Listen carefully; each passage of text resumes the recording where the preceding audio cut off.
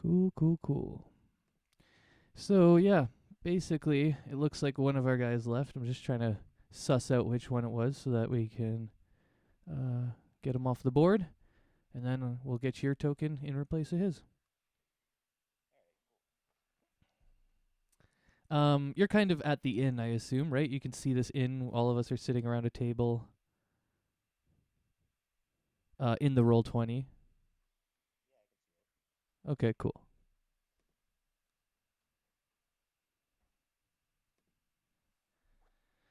So, Cailegh and Aslanti are here. So we got Spirit.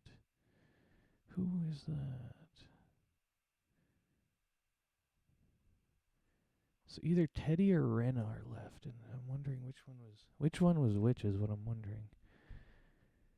Might just have to wait it out. Looks like we still got our other elf. He's a druid. He'll probably be doing some of the healing.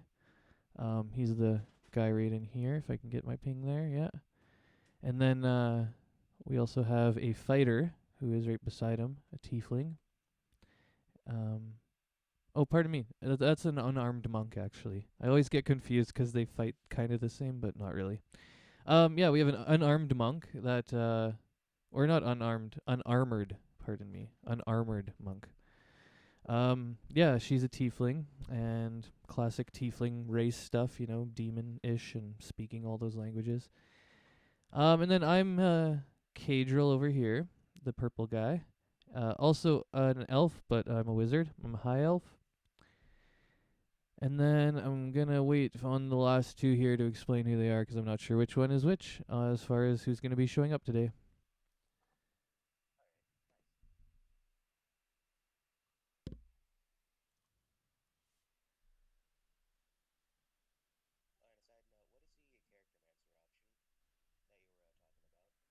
Oh, yeah, sorry. So basically, when you go into the right-hand side, you see our chat here, right? Yeah, and then way up at the top, the chat. Oh, we're not scared. We're still moving on genre to genre.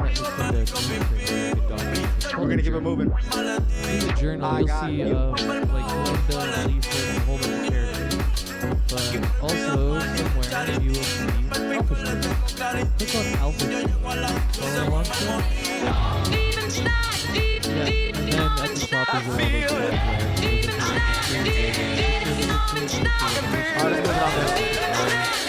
Let's move it on this. Let's get down. Let's get moving.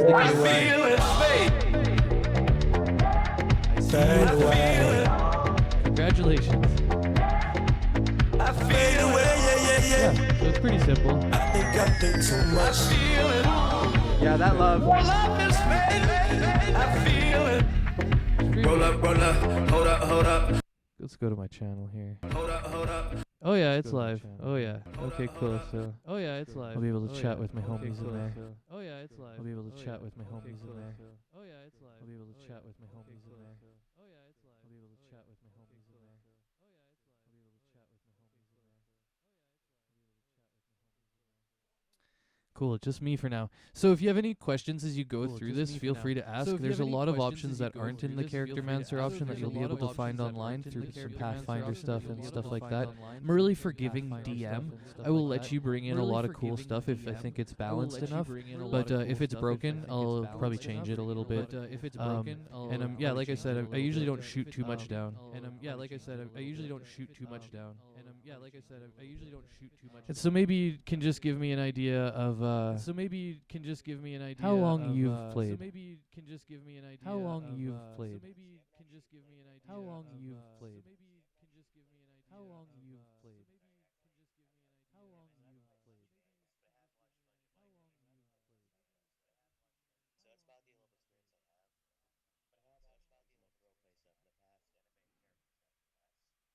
Okay.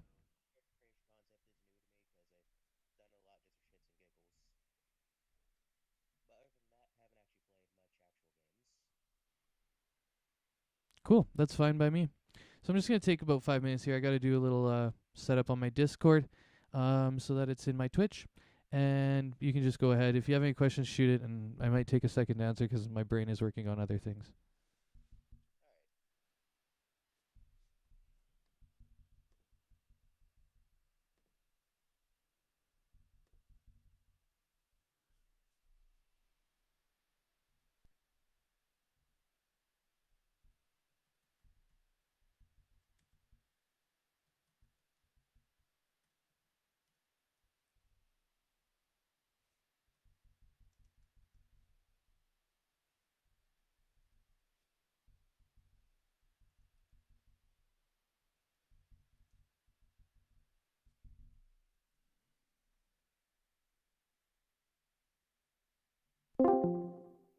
Okay, I'm gonna get you to mute this guy immediately in your Discord. The one that just showed up, it's called Tester. It's a really bad mic on my other laptop, and you're gonna just have to mute it. All right.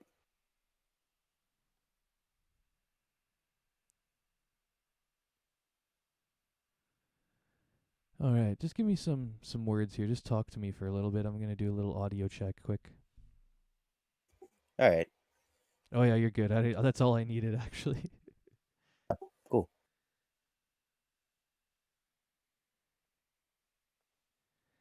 Gotta love it when everything works out. All right, so now all my Twitch streamers, there's nobody watching right now. I've told them to show up at 1, which is when it starts. So, but now they can all hear you as well. So. Nice. Yeah. So maybe I'll just give you a little bit of a backstory on this one. I don't know if you read it yet. Maybe you did. Maybe you didn't. I read some of it, but Okay. not most of it. Okay. Yeah. So basically, Kaedral's a elf. That's me. I'm playing a character and DMing in this. Just 'cause I like to. And Kae'dral is a high elf. He belongs to an order or a faction, a religious one.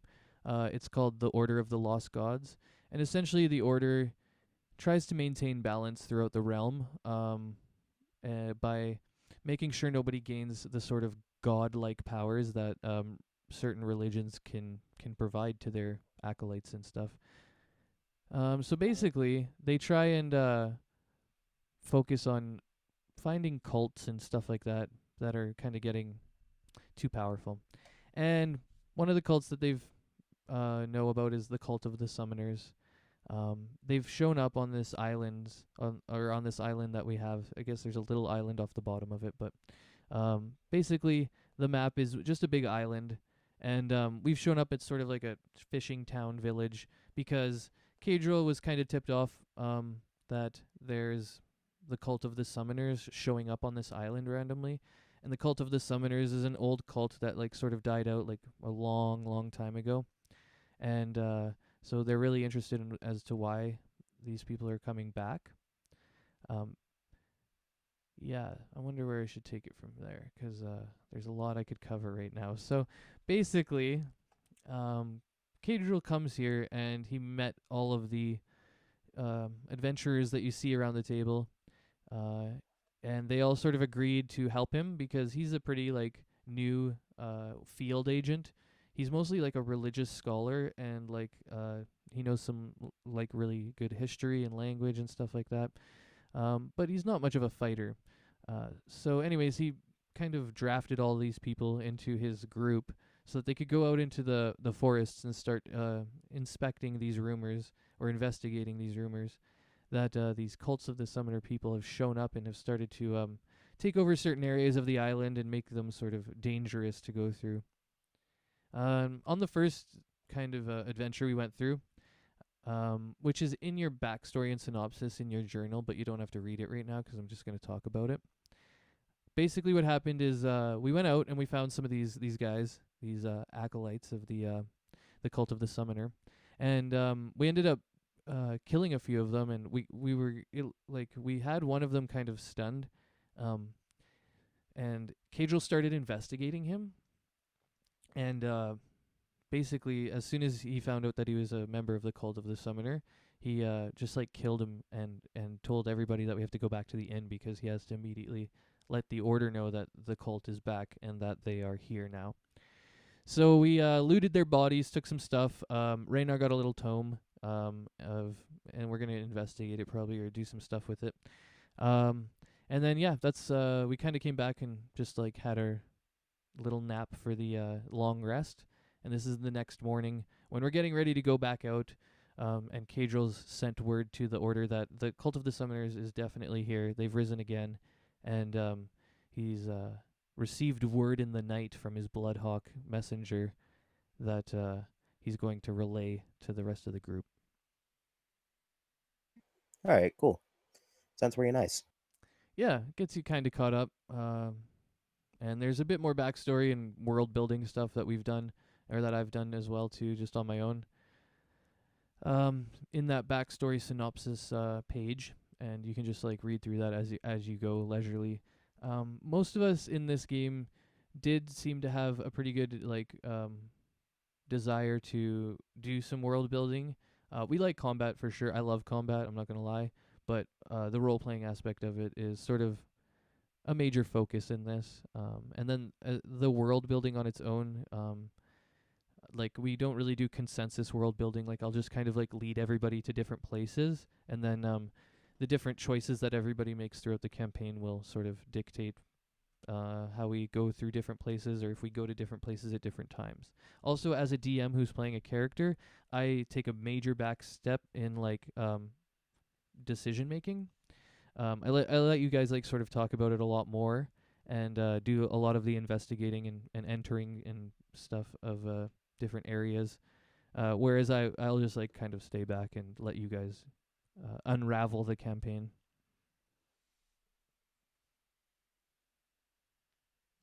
All right, nice. That sounds really cool, actually. Yeah, and so last time we had some guys show up really early. This time nobody's shown up early, so I'm getting a little worried. I'm not sure how to feel about it. Like I don't Yeah, care no if I worry. don't care if Your they ride's don't gonna show move. up. That's fine. But what I'm worried about is that that I'll just have to bring in a whole bunch of new people. Because normally I like playing with the same people over and over, but that's okay. I don't mind bringing in new people either. Yeah, they'll show up soon enough. It'll just be a minute. Yeah, exactly. We got lots of time.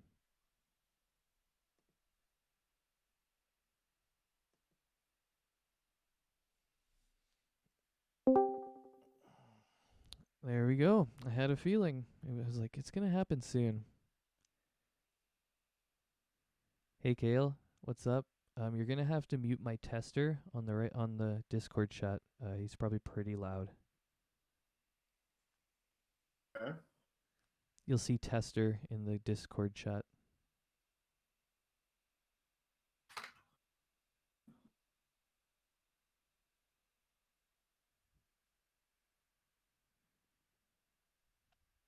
All right. Does that sound better now?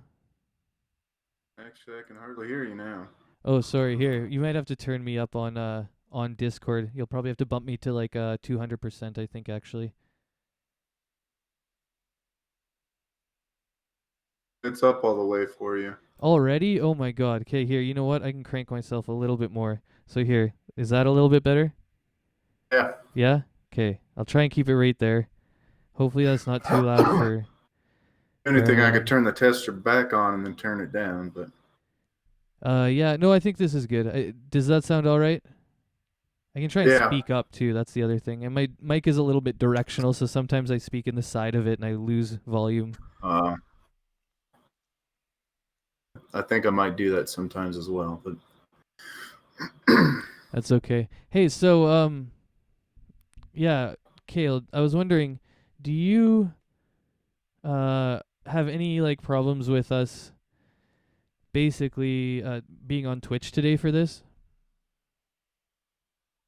I have never been on Twitch.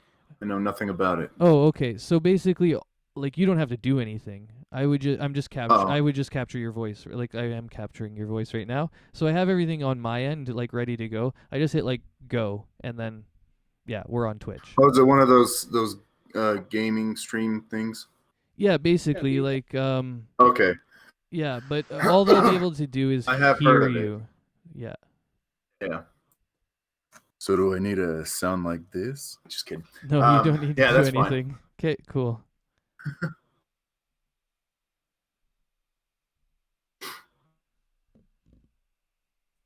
Just keep talking for me. I think you were coming in a little hot, so I'm gonna take you down just a little bit. Okay. Also, I need to speak there into the once mic. was a man from Nantucket. Yeah, okay, that's good. I like that. No, that's perfect. That's actually like all I needed, so I kind of got you where I want you now. Yeah. And Alpha just give me a little bit of something. A man from Nantucket. Hello. Yeah, perfect. You're balanced. All you guys are all balanced now. I love it. If anything, I'm a little hot. Probably. I'm probably a little loud. There we go. All right. Yeah, so Alpha's new, just to let you know, Kale. We had somebody leave, and I'm just trying to suss out if it was Teddy or Raynar. I can't remember. Because I can't remember which one was which as far as their profile, and they don't match. So, but yeah. So I've just getting him his character sheet set up right now. I've kind of caught him up with the I've caught him up with basically all of the campaign stuff. I was hearing a little buzz there. Were you guys hearing that? Yeah, kinda, but it's fine Okay. now. It's fine now. Yeah, it went away. Yeah, so I he's. was playing with the Discord a second ago, so Oh, okay, that's what it was. No problem. but I'm done. Perfect. So yeah. I don't even know. Oh yeah, I was saying I got him caught up, and he's just building a character now. I was also looking at our campaign, and you can heal, right, Kale? You can go like a path of healing, right? You don't Let me have look at my to. character. As a druid, you can, I think. I don't know about like a path or whatever, but you can pick up some spells that do some pretty good healing. Now, if you don't want to do that, we can just focus on like spending more gold on potions and stuff. I just don't remember. I do have healing word. Oh, you already have it. Okay, good. We're good. We're awesome then. I think if that's one of your like load up spells, that maybe we should bring it today. Okay.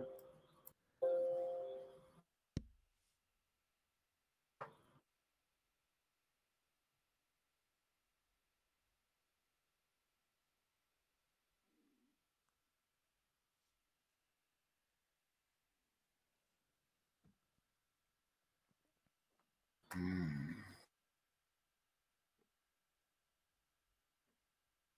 Let's see.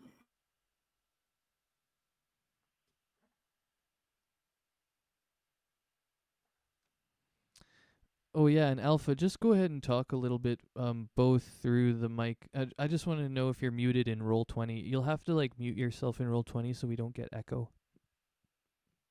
All right. Yeah, let's see if that works.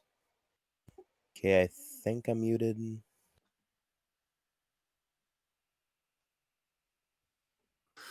Oh yeah, I think I'm muted in Roll20.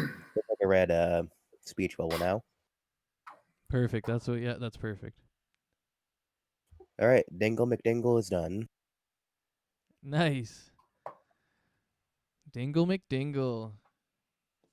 Yeah, he has a brother named Springle and a sister named Sprinkle. They're both relevant to the story. Perfect. That's lovely.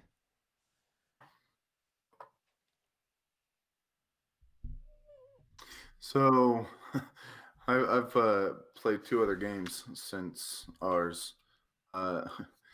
Remind me what we just got back from doing. Yeah, no problem. So basically like Kale or Kae'dral, pardon me.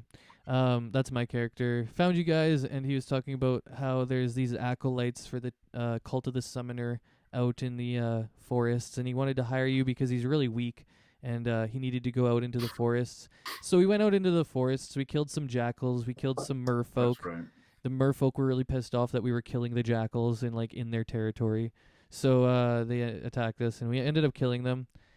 And basically, after that, we kept pushing on, and we met some cultists of this like cult of the summoner. All We right. ended up Yeah. stealthing Rumours. around them and kind of fighting them and whatever. And then yeah, that was about it. I'm just gonna refresh my Roll20. Apparently, it's being a biznitch. Keeps saying like, "Oh, it's slowing you down," and I'm like, "Yeah, it's my only page open, so it's not that. It's definitely everything else I'm running right now."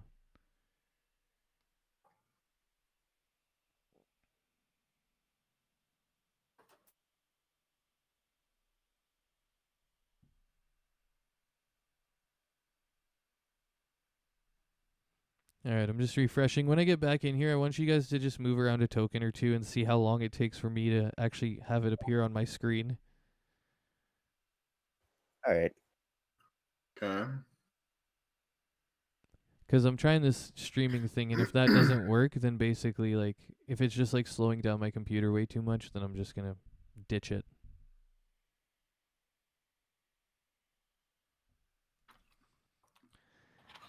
It seems alright. It's just slowing it down a bit, not too much. So, yeah, just go ahead and move your character around, Kale. Oh, no, that's fast. Okay, that's fast. That's fine. That's perfect. I thought it was going to be like a real big lag. Yeah, no, I can see those pings. Those are good. Yeah, everything happened pretty fast. Cool. So yeah, Nice. 6 minutes. Alpha, so do you know how to get to your journal? How you kind of got to your character sheet and everything? Dingle, you see him there, Dingle McDingle, right? Yeah, I see him. Okay, so if you want to go ahead and like find a character picture, and then there's these like sites online to make a token, and you can just load your picture into that token creator, and then the token creator, you just hit download, and it'll download you a picture you can use as a token for this. All right. And it doesn't matter which token creator. I just type in D&D token creator. So, oh, what up? Thanks for the raid. How you doing, Nakatron? Big ups. What up? Welcome everybody. Basically, we're just getting ready here, getting settled in. We got a new character joining us, and so we're getting him a token. And one of my homeboys left last session, so we're replacing him with this new character. I guess we could kind of just start talking about it now. So for everybody that's listening, this purple character token right here represents Kae'dral. That's the character that I'll be playing. I'm the DM, Dizam Mam. And Kae'dral has come to these islands because he's part of a religious order that tries to maintain the balance of the whole realm. And he tries to stop people from gaining the powers of gods so that they can destroy the realm. And on this island that he's arrived, there's rumors that this cult of the summoners have risen. And this is an old ancient cult with old ancient magic. And they basically know how to summon powerful beings. And when they get to be too powerful, they can summon gods. And so obviously his religious order is really worried about that. And they've sent Kae'dral to come and investigate, try and figure out what's going on with this cult of the summoners on this island. So last session was our session 0. We got everybody built characters and stuff like that, and we kind of headed out on our first adventure. Kae'dral went through and found everybody in the town that they're at. They're in a town called Alamar. Alamar's a sort of like fishing village on the coast. It's a pretty small village, but it's kind of like the first place that he landed. And he went to the working board, like the looking for jobs board, and kind of found some people there, and then found some people that would basically look like they could adventure. One of the first people he found was Aslanti. Aslanti's like a tiefling monk. Aslanti is a very like aloof character. She grew up in the woods, and she's like pretty introverted, but she came to this town because she's a pit fighter, and that's how she makes her money. She's a really good fighter, but she lost her last fight, and Aslanti kind of was looking battered and beaten, and Kae'dral said like, well, you look like you need some money kind of thing. And she basically wasn't allowed to fight after that because nobody wants to see a loser fighter. So she decided to agree to help Kae'dral in the woods go find these investigate these rumors, right? And after he kind of got his Lanti ready to go, he said that they needed more people. So obviously they went and looked and found Cailegh. He's an elf as well. So Kae'dral's a high elf. I guess I should get that out of the way. And he's a wizard. So yeah. I'm just going to check in with my guys here right now, so before we go further with the backstory and the synopsis. Dingle, how you doing with getting a picture for us? Found a site. Still looking through characters. Most of it's monsters.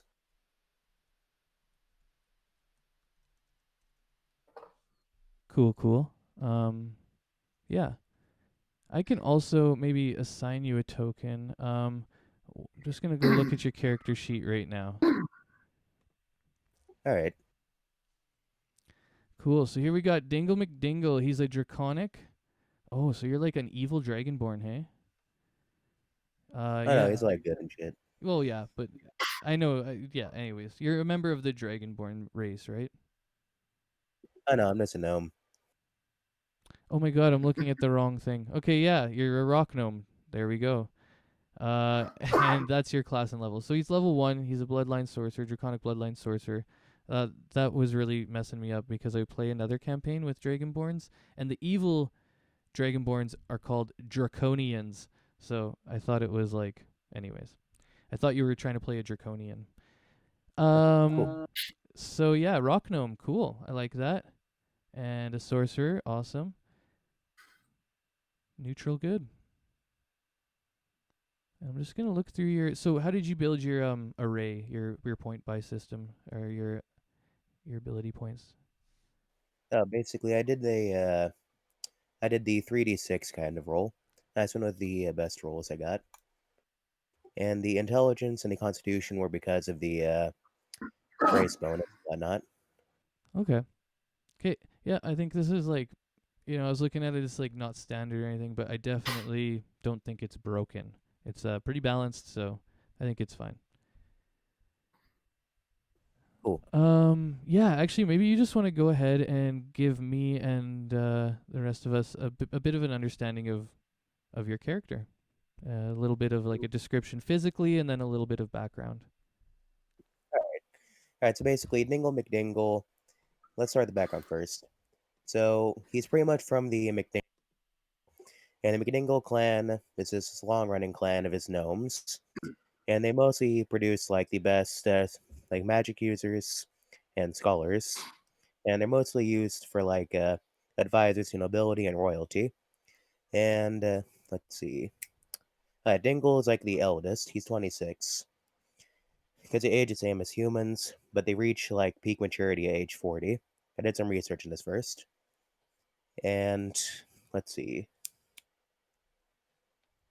Basically, apparently, one of his old ancestors, a Saint Dragon lover, like he had a child with the dragon and all that, and the bloodline awoken within him. So he was going to be an advisor, but his parents decided against it because they want to make him the heir instead, like to the family name. So he was raised like that, and pulling with backstory now because I forgot most of it. Well, that's good. That's a good start at least. I like that. Oh yeah, let's see. Um, Like I see under okay. personality, it says, "Despite my noble birth, I do not place myself above other folk." I like that. Oh yeah.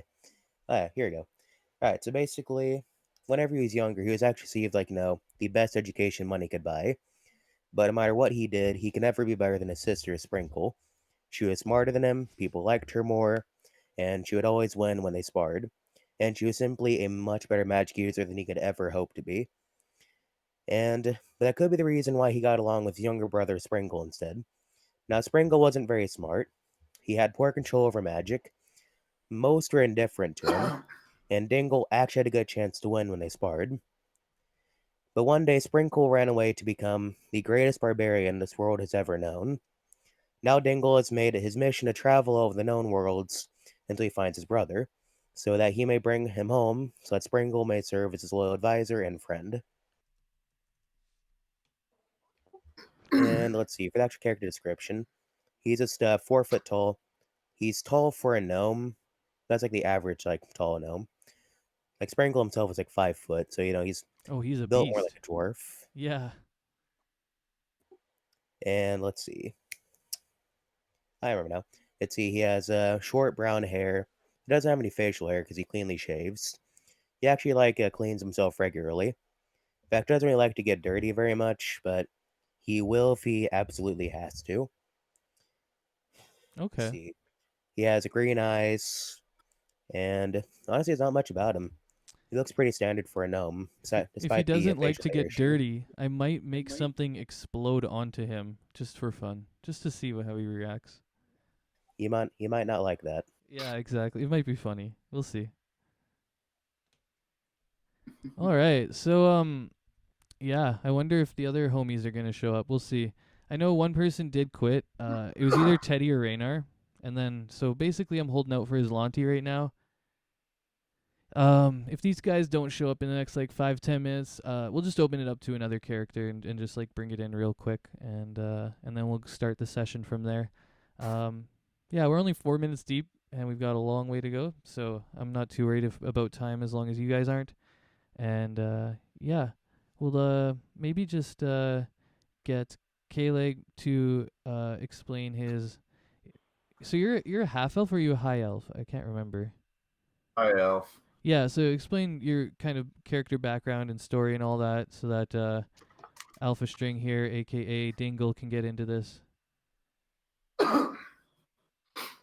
Okay. So Cailegh is an elf. Her and her parents were in the woods one day.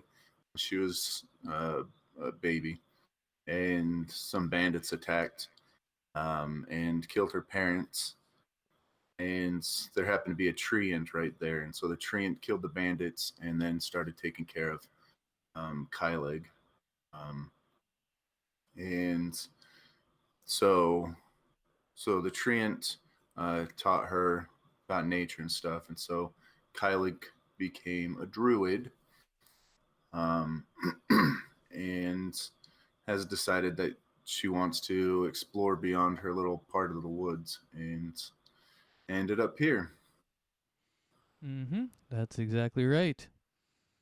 Short and sweet. It was good, yeah. A little forest All right. dweller. All right, token is done.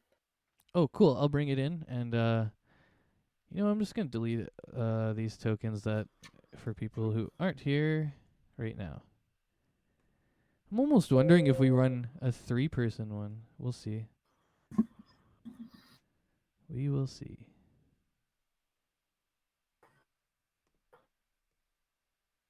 Dingle, there's a nice token, bud. Oh yeah. Doesn't really look like his character, You'll but see it looks show up. nice enough. Gnomes can have sort of like more humanoid faces, maybe. I don't know. Oh, I'm making you really big. Hold up. Oh, nice. And you're a gnome, so like he probably should be a little smaller, if anything. But anyways, we'll just we'll drop you right there. I'm right. gonna go ahead and I'm gonna assign your token all of your attributes that are gonna be able to for you to see quickly. So when you click on your token, you'll see the 3 bubbles up ahead there. They're at the top. And I'm just gonna assign you different things. Your red will be your hit points. All right. Your blue will be your speed, and your green will be your AC. And so your AC is nice to have there, so that if I attack you, you can just say, "Oh, my AC is 14. Your roll is 13. You do not hit me."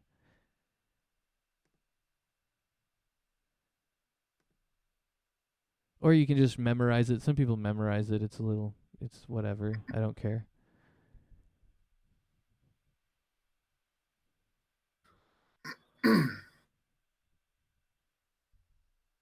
Oh, and did you do a background? For your Oh yeah, I did the noble background. That Oh, was yeah, closest yeah, to yeah. the story I made. Yeah, perfect. That's a good background, the noble background. Didn't we have another noble here somewhere? Teddy? No, never mind. I'm just like getting distracted here. Okay. Thinking about who's a noble or not.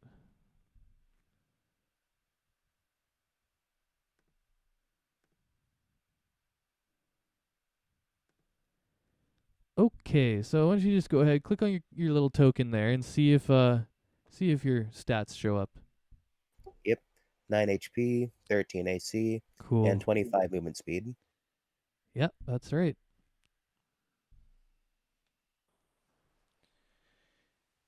Yeah, so about 7 more minutes here. I'll just kind of fill this space with talking about our last adventure, I guess. Now we can dive a little bit deeper into the backstory and synopsis, into our session 0 notes. I'm not going to talk about the characters too much, just the events, because some of the characters aren't here. So Kae'dral led the group out into the forest, and he kind of had heard these rumors around town about where these people were getting attacked by the cult's members, caravans getting attacked and stuff like that. And so he followed that and basically ended up, oh, Teddy, what's up, Teddy? What's up? Not much, homie. I was just going through the backstory here. So we got a new guy because one of our homies left the campaign, which is fine. And but he's already caught up with the character and most of the backstory, so I was just about to explain all the session 0 notes. Okay. But I'm just going to drop your character into the game, and then I want you to give Dingle McDingle a little bit of a background about your character, Teddy, and then Dingle will do the same for you about his character, Dingle.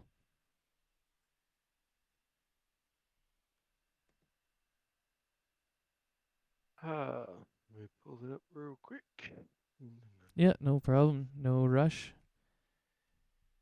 We are still waiting on Aslanti if Aslanti shows up, which I'd love because her Aslanti is a great character. She's like one of my favorite characters. So So for the group, I am simply a furless bugbear. Nice. I am pretty much for us at the moment probably the frontline fighter. yeah, you're a big tank boy. And I'm will be wielding I have a pike, a light crossbow, and some spears that we just acquired. Yep. We pulled him off the merfolk. Yep. Yeah. So, yeah, that's basically it. We had a little bit of a backstory with the other guy who left. He was a rogue who we found in the town. He was like a little kid, basically, like a 16-year-old, whatever, around that age, rogue. And Teddy and him had like kind of developed a relationship, working together. So basically, at this point, we're just gonna say that he ran away because he thought that we were all too crazy. Alright. Well, I guess get to my character now. Alright, so basically, McDingle is part of the McDingle clan, right? And they're a clan of gnomes, and they mostly produce like the finest magic users and scholars. And because of this, at birth he was going to be that, but they found out that the draconic bloodline in his from his one of his forefathers, Saint Dragonlover, like awakened within him. So his parents named him the heir to the McDingle fortune instead. And while growing up, he received like the finest education that money could buy. But no matter what he did, he could never be better than his sister, Sprinkle. She was much smarter than him. People liked her more. She would always win when they sparred, and she was simply a much better magic user than him. But because of this, he actually got along with his younger brother, Springle, instead. Well, more. Springle isn't exactly smart. He has very poor control of magic, and most were indifferent to him because of all this.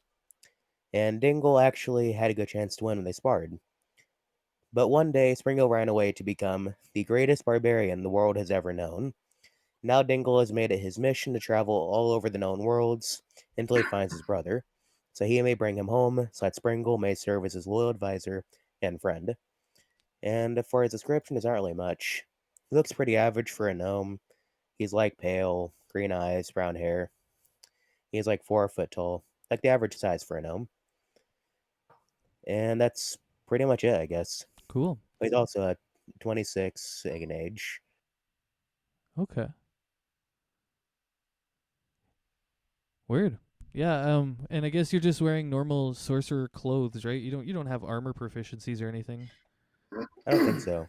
Let me check my equipment. No, I don't think so. I think you'll just have if you look in proficiencies, it'll tell you first. Oh, alright. But you can also look in equipment, you're right. Alright. Yeah, I don't have any of that. But I do have fine clothes. Yeah, so you're just wearing normal clothes, just like me. I'm just wearing like a normal blue wizard's robe. I don't have any cloaks or anything like that yet. None of us have any sort of like augmented appearances as far as armor or equipment.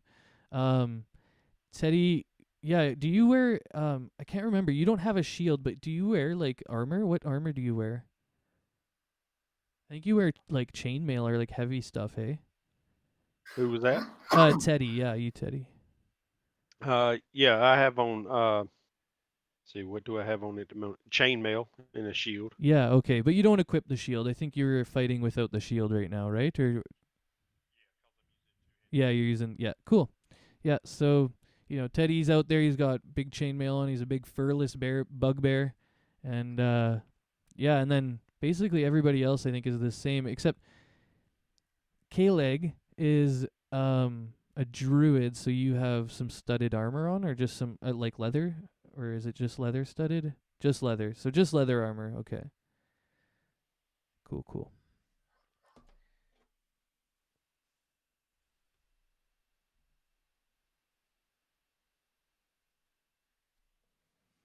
Cool, cool, cool. So, I'm just wondering if Aslante's going to show up in the next few moments. While I do that, I'll just go through the whole little backstory thing again, the little synopsis of session 1. Just so that we all have it in our heads here. Just pulling it up.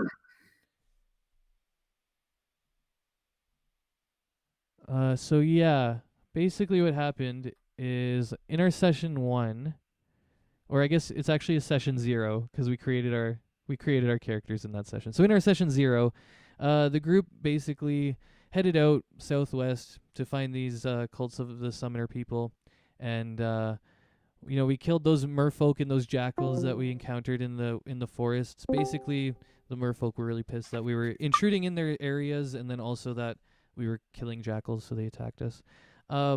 Then we made our way to find some summoners, some cultists. They were members of the cult of the summoner, and when we found them, they were like doing some sort of like ritual casting. So we sort of snuck around, and then we just like tried to scare them, but we ended up basically taking them out, and that's where we're at. I'm just gonna take a little break. I'm getting a phone call here.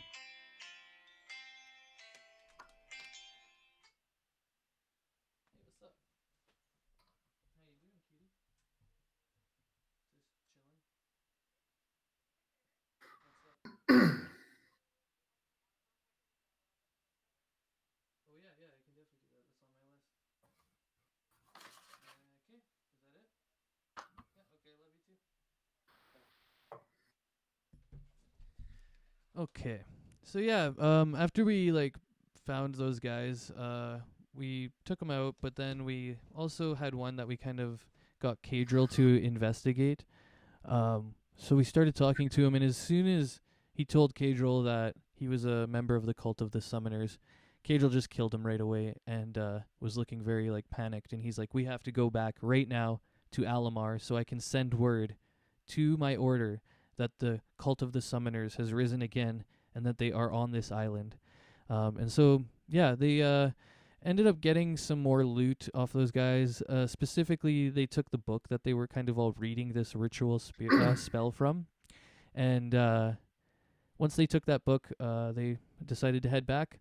They got back, and basically Kae'dral is like, "I'm going to put you guys up in the inn that I'm staying in for the night, and then we're going to go back out in the morning, but we'll have like a meeting first." And then so in the night, Kae'dral sent out his little bloodhawk, and it took the message to his superiors, and they sent back a message, and he is here now in the inn, getting ready to kind of tell everybody what he's received as far as words, and they're all kind of wondering if they still have work or not, or what's going to happen. And I think that's basically it. Yeah, does anybody have any questions or anything? I think we're just going to start, and we're just going to leave Aslanti out of it. Yeah.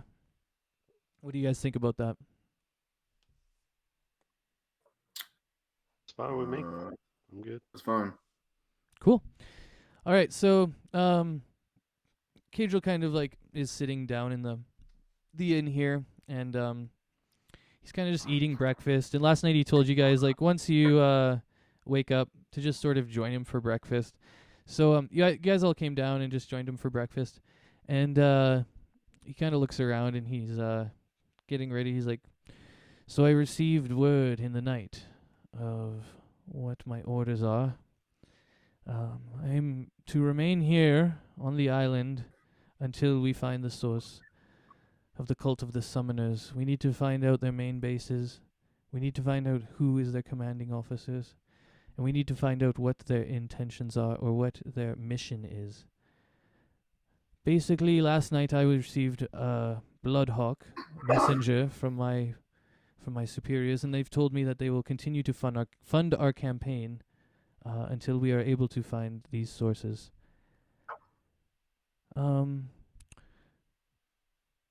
Now that I have you gathered here, I think it's time that I tell you more about the cult of the summoners.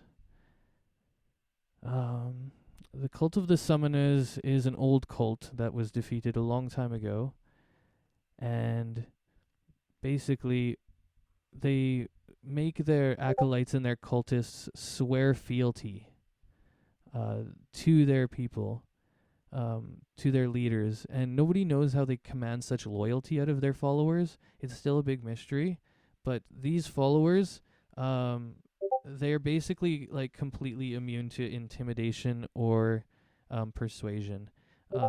They are like completely resolute in their beliefs, and that means that they've been fortified with magic that fortifies them against investigations.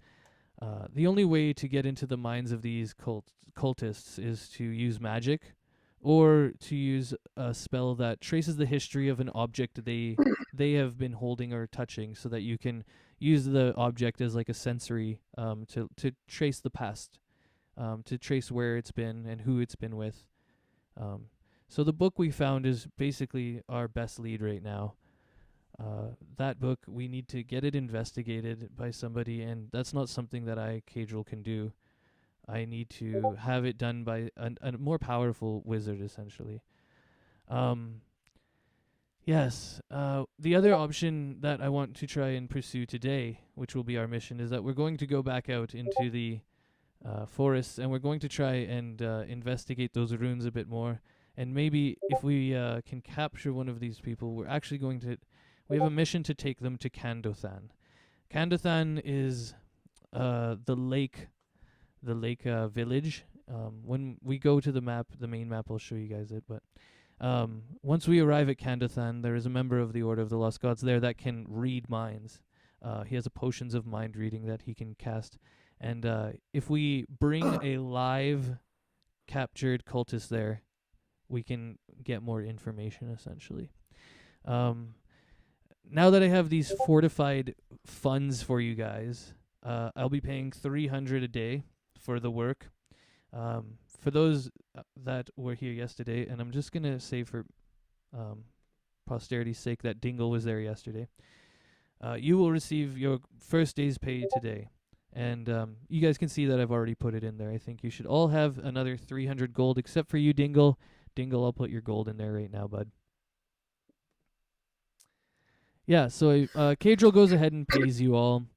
He tells you about the cult of the summoner now. You know, kind of like that, you know, that they can't be kind of intimidated or persuaded. That basically, if you're going to get information out of these guys, you have to use, like, some other means. All right, Dingle, you got your gold there, bud. So, Kae'dral basically goes around and looks, and he says, you're all going to need rations and tents and bedrolls for exploring. This next adventure to Candothan will take us at least 2 days. If we travel well, it will take us 2 days. If for some reason we have to take a bunch of short rests, it will take us a bit longer. For the 2 days, you'll get paid the same amount. And then we will take 2 days in Candothan where we will rest, and basically a caravan of the Order will be sent to our location in Candothan for further resources. The Order is sending a bunch of resources to help our campaign, but they won't arrive for another 4 days. So we will wait in Candothan for our resources there. Once we've arrived in Candithan, I will have the book immediately investigated, and we will talk to the Empire authorities about where the cult activities are the most. And once we've investigated the book, then we will see where we have to go from there. If we capture someone, we will have to sort of drag them along for 2 days, depending where we capture them. And depending on if we meet other people along the way, we might be able to just read their minds or gain some sort of information from them, and then we can kill them. We can dispose of them, essentially, and keep moving faster. But if we don't do that, then we'll have to take the prisoner all the way to Candithan. It's not something that I think would be too difficult. It's just it will add a little bit of burden to our campaign. Now that I've told you everything about the rest of the campaign, are you adventurers still interested in following me into these treacherous depths? Yes, I'm very interested. That's good. Teddy is always muscle for hire. I love you, Teddy. You've got the best attitude. And Cailegh, how about you? I haven't scared you off yet, have I? Not quite yet, but I would love to eat something. Oh, yes, we have lots of food here. Don't worry. Glenda is our innkeeper now, so we can eat and feast now. I've had a little bit of breakfast already, but I'll get her to bring you some basic rations.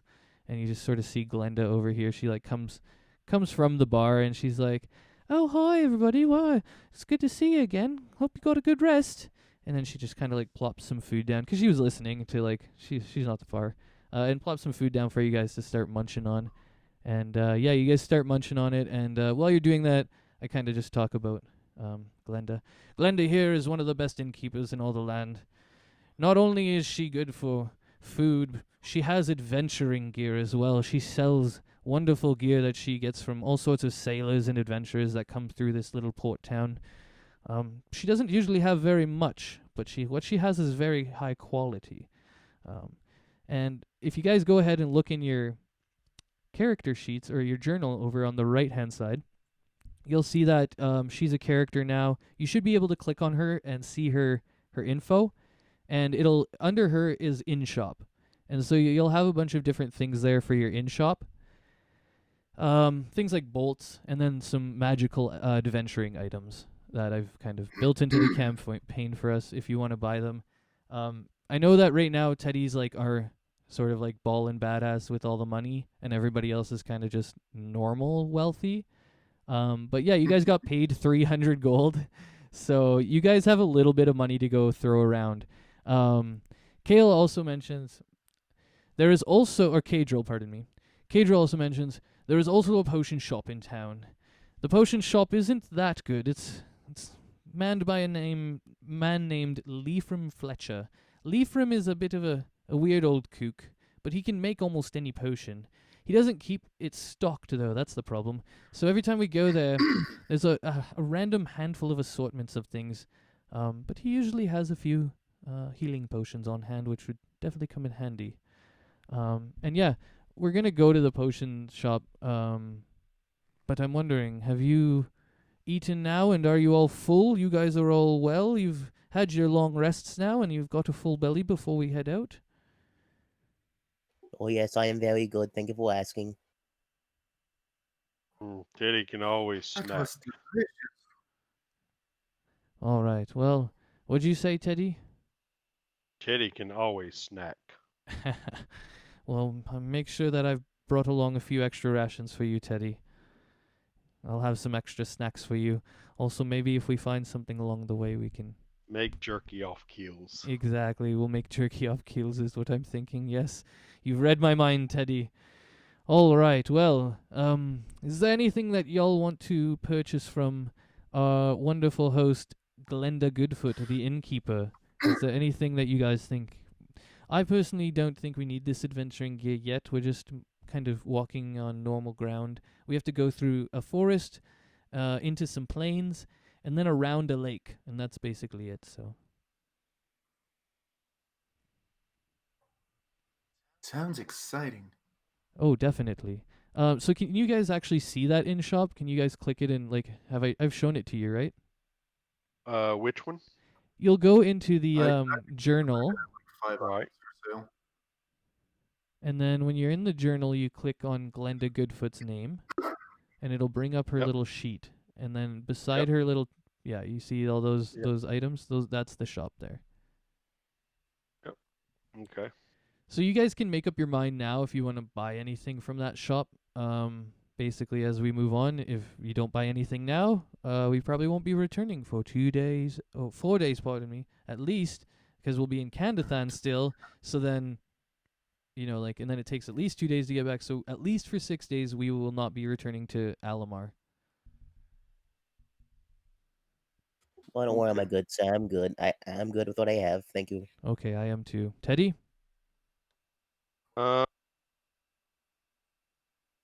Just wondering if group I have enough if we want to get the rope of climbing, just in case we need it. The rope of climbing is very nice. It's probably the best rope I could ever imagine to have. It's a wonderful magical rope. Yes, I think maybe for our group we might want it. Yes, I think we might. Whoa, Teddy, why you got 34 PP?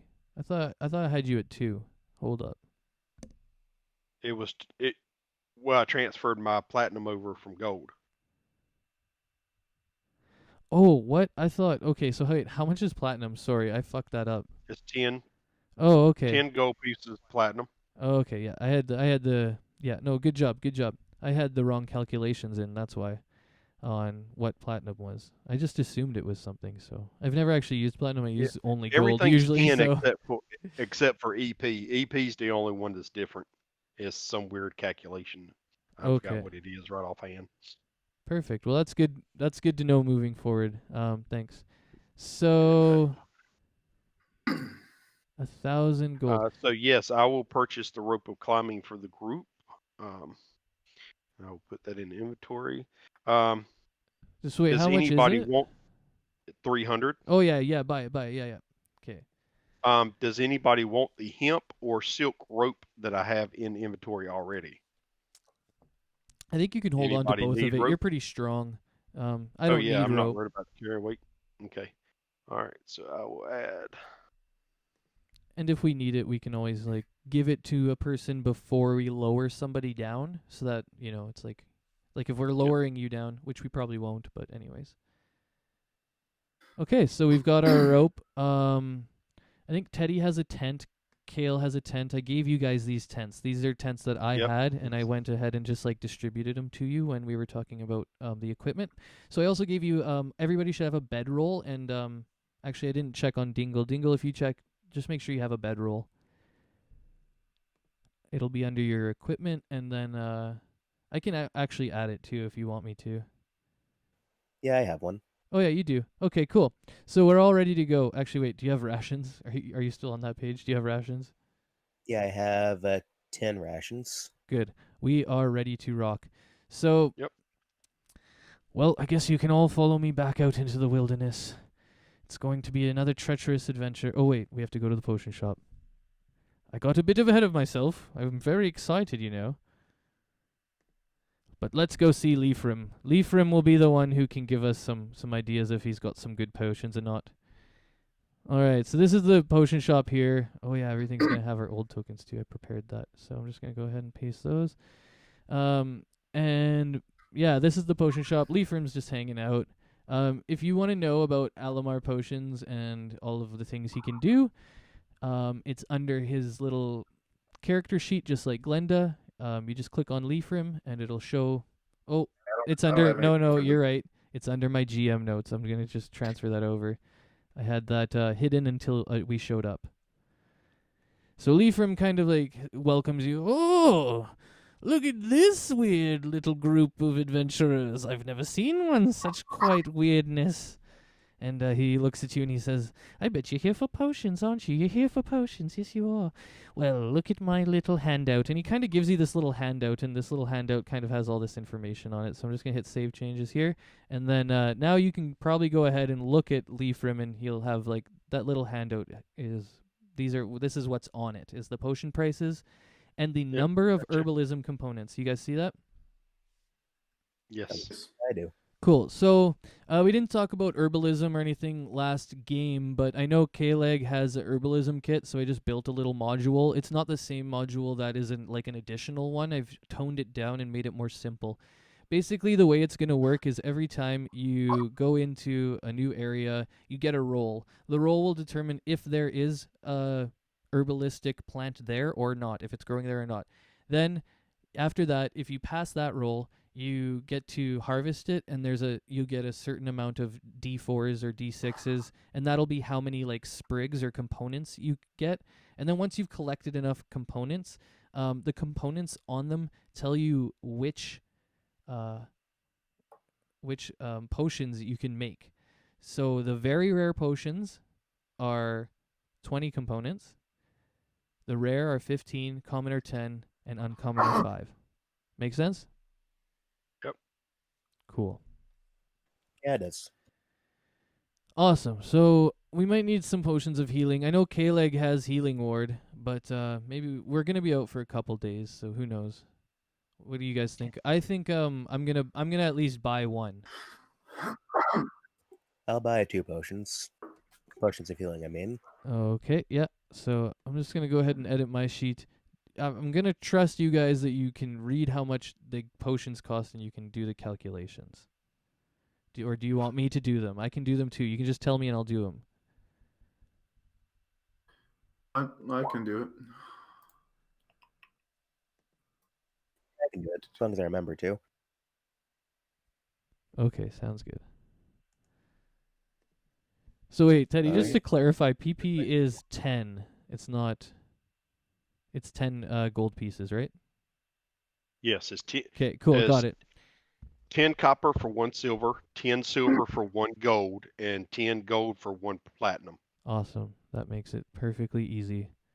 Yep. For some reason, I thought it was hundreds, not tens. So, Yep. yeah. So I went ahead and bought mine. So are you guys able to add those potions into your equipment? Yes. Okay, I've got mine in there. Everybody else who purchased them, I think Dingle, did you get it? And most everybody has belt patches, which will hold 2 potions on it. Gotcha.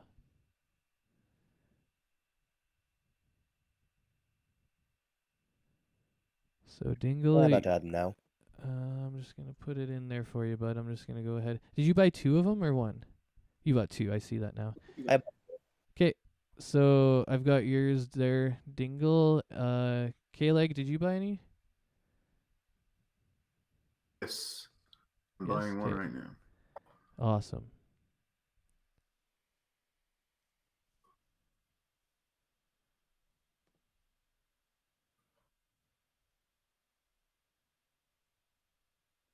Okay.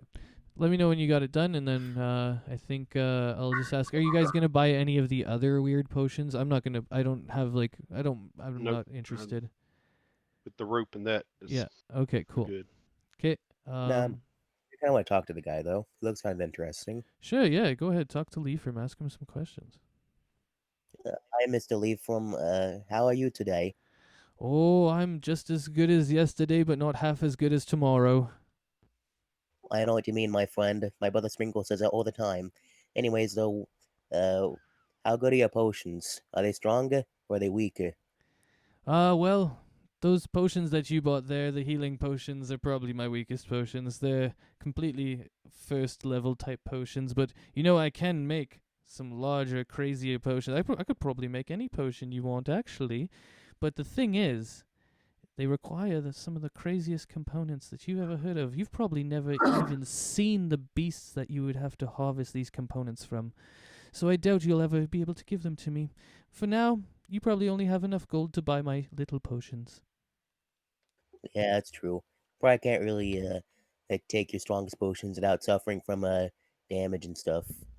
Yes, that's true, but I see something special in you, little one. I see something very special in those eyes. I think Thank I you. might be seeing you again. In fact, you might be a regular customer. You might even bring me some of those components. I'm not sure, but I have a feeling that I'll see you again. I'll try my best, but I may forget. he kind of just chuckles and he says, "Oh, don't worry, I forget everything. If I forget who you are, don't blame me." All right, I'll remember. And everyone just kind of chuckles. Kae'dral chuckles too. He's like, "These guys are crazy. What the hell?" Kae'dral's really uncharismatic, so he's kind of just like usually quiet and like, "Oh, how interesting." Yeah. So Leafrim looks at you and says, "So, do you have any other business with me, or can I get back to my work?" You can get back to your work, sir. Thank you for answering my questions. No problem. Teddy's over at the table and looking at a book and goes, mumbles under his breath, goes, "What's this good for? Maybe throwing." He's like, "And what a bugbear's good for? Only throwing." And he kind of just laughs again. There's like a bit of an awkward tension. It's like Kae'dral kind of like, his eyes go wide. He's like, "Oh God, I can't believe this guy's insulting our giant bugbear." And Kae'dral kind of like just kind of interjects. He's like, "Well, that should probably get us going. Then I think we need to Really? get back on the road." He is very large. Yeah, he's just a normal humanoid. On the map, Yeah. he's probably a little bit large, but if I move him or I move, let's see. You're fine. Let's see. He's not that big. Like, he's kind of the same Okay, size we as ready? a token.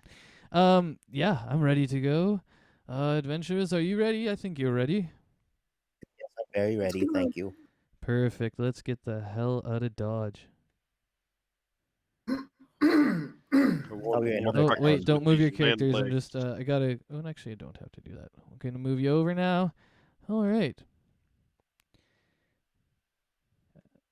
So you should see sort of this, this like temple grounds, I guess. Oh, I gotta go there too. Yep. So I'm just gonna kind of explain before we get here. I'm gonna go ahead and delete all those tokens again. Before we get here, there's some things that happen, and we're gonna finally get to doing some rolls, guys. I love it. So as you leave, Alamar, I need one of you to roll me a D100. What? 38. Okay, just give me 2 seconds and I'll tell you what happens. Okay. So as you're like traveling out of Alamar down the road, you see a traveling troupe, and they're performers. And it seems that they have a problem. Like they're like kind of like looking around. You can tell they're performers because they're dressed up that way. But when you get around, you see that there's like a storyteller, and the guy's telling this deeply interesting story, and they're actually interested in the story. And as you go along, you see them all kind of listening, and basically he's telling a story about Candathan. And the story about Candathan is that long, long ago, Candathan was actually controlled by the cult of the Summoners. It was basically their headquarters. And it took then what was called the Republic of Races, but now is the Empire, which is like the kind of biggest imperial faction in the realm. They had to fight to take back Candathan, and there was a big war at Candathan, and the cults of the Summoners lost and had to retreat back into the mountains. And that is the random encounter that you rolled for. All right, so you guys kind of listen to this story, and you're like, wow, that storyteller was actually really good. I guess we should get back onto track now. So you go through the original 2 kind of pages that you went through last time. And so I'm going to get you to roll 2 herbalism checks, D20s. It doesn't, just one person. And I don't care who it is. Who wants to do it? I don't know. Does anybody have herbalism? Oh, no, it's just a regular D20. Oh. Yeah, no modifiers, no nothing. Unless somebody has like something built in. I don't think herbalism. I rolled the 100, so I'll let somebody else roll that. Okay, here it comes. The roll 1d20, or we'll let Alpha do it. Or Dingle, go ahead and roll me it. Okay. All right, there you go. So unfortunately, on your first 30 minutes, 45 minutes, when you go walk past where you fought the jackals and the merfolk, you don't see any herbs that you could harvest. Go ahead and roll one more for me. Or did you roll two? Oh, sorry, I Yeah. meant to roll once, but I He rolled a 7 and a 4. I'll give you one more shot. Just 'cause go ahead. Actually, somebody else roll it. Cailegh, go ahead and roll for me. See if there's some herbs around we can harvest in the next pane. Yeah, perfect. There we go. This is how I want it to roll. Okay, so you were in the forests and you found some herbs. Now I'm going to get you to roll another one, and it's going to basically dictate which herb you found. I have a little table here, and I'm just pulling it up to see if it's a D8 or if it's a D10 or what you're going to roll. Herbalism notes, where is it? Oh, it's not there. Potion ingredients, that's where it is. Okay, so go ahead and we're in the forest. So roll me a D10. Kale. 3. So you found, oh my god, no way. Okay, you found mandrake root. So now Sweet. you're gonna go ahead and roll on how many. I shouldn't have closed it. I was so excited. You're gonna go ahead and roll on how many of these you find, like how many roots, I guess, for mandrake root. It is roots. You roll a 1d4. So go ahead and roll me a 1d4 to see how many you harvest. Cool, 3. So Cailegh, you can go ahead and put 3 mandrake roots in your inventory. Basically these because so do you guys have the potion ingredients thing in your let me see. No, you don't. So I'm going to just show this to you guys cuz you're going to need all this stuff. So I'm just going to go ahead and show all the herbalism notes and all the potion ingredients notes to you cuz I've made it that way so that you can see them. It doesn't ruin anything. Yeah, and so when you go to potion ingredients, you'll see it's all alphabetical and you can just scroll down to mandrake root. It's good for potion of mind reading. So basically, just to give you a weird insight onto this, I made that table with 1d10. There is only one thing that will give us potion of mind reading, and potion of mind reading is what we need to really super speed our campaign. So if we find more of these, essentially we can go back to Leafrim, get him to make the potion of mind reading, and then we just have to capture one of these acolytes or these guys, and we can just mind read them right there, and that'll give us like supreme amounts of information about what's going on with the cult of summoners. So it's kind of cool that you found that.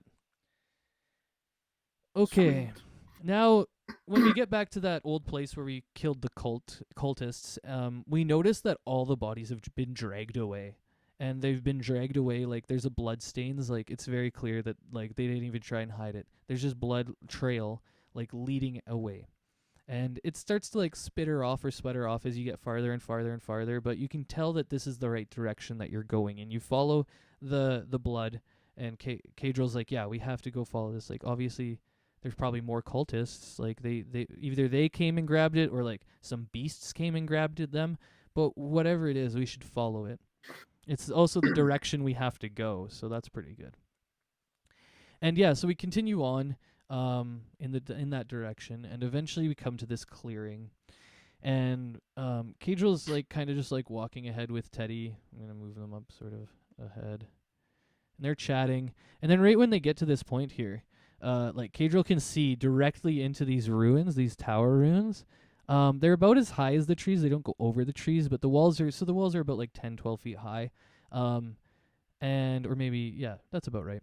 And inside they see, and I'm just going to bring him up on your layer so you can see him as well, that there's a person there. And this person is definitely in the middle of ritual casting. They're doing the large gestures, and they're you can hear the sounds that they're saying, but you can't make out the words or anything. And so Kae'dral kind of tells everybody to stop and gets low, and he kind of comes in and he whispers and he's that's a cultist. That's one of them. It looks like he's trying to summon. He's trying to make a portal. Oh, jeez. I think we need to Let's fix this show. I think we need to incapacitate him somehow or stop him. We have to but I don't want to kill him. Like I want to just like sneak up on him and like maybe we can do something. What do you guys think? I can distract him. Well, I'm very good at that. Yeah. We I- have rope. I will move forward and hide, and y'all can surround it. Okay, yeah. Where are you gonna hide, Teddy? Where do you think you should hide? I'm probably gonna move up behind this bush here. Okay, cool. So, I think what we should do, we'll leave Cailegh in the back a little bit. He'll come behind us as like a healer. Then it'll be me, and then we'll get you to go up in that bush. And Dingle, where do you think you want to go? Maybe stay in the back Let's- too, 'cause you're a sorcerer with us. I think I'll hide. I think here. Did you ping? Or you can just move your guy, I think, too. All right, cool. Just to show me where you would go, essentially.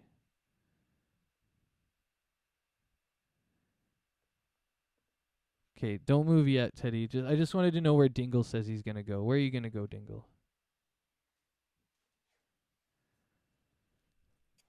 I think I'll go here, maybe. Okay, cool. So move your guy back, and Yeah. we'll start to roleplay this out. Basically, so Kae'dral says, "Okay, that sounds good. I'm gonna try and hit him with hideous laughter right off the top. It's gonna burn a spell slot, but it might be just worth it to avoid this whole encounter." And you guys kind of all look at him and agree, and he's like, "Hey, wait for my signal. When I make the signal, I'll try and get him, and we'll all go up there and we'll get into position first, and then I'll try and get him." So basically, we can all go ahead and move our guys up now.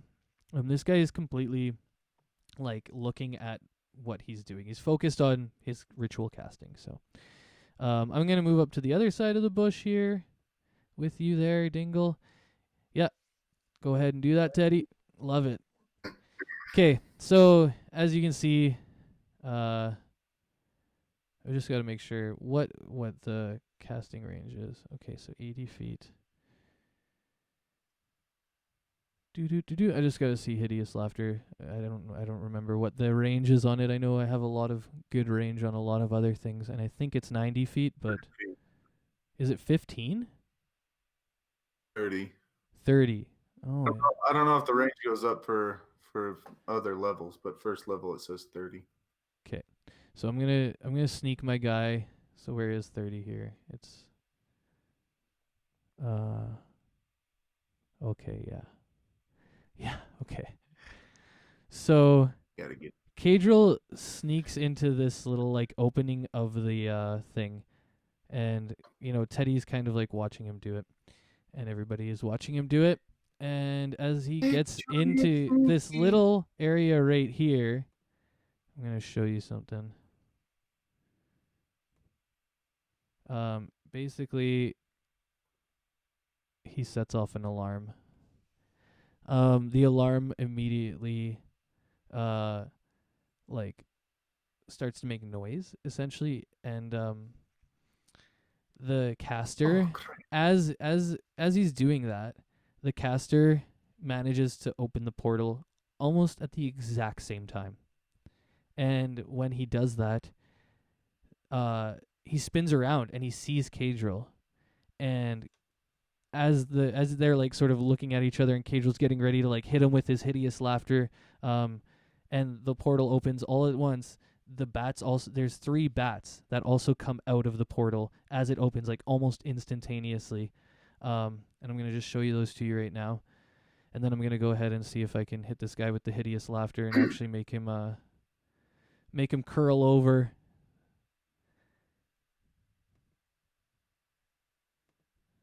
So yeah, just revealing these bats to you guys, and then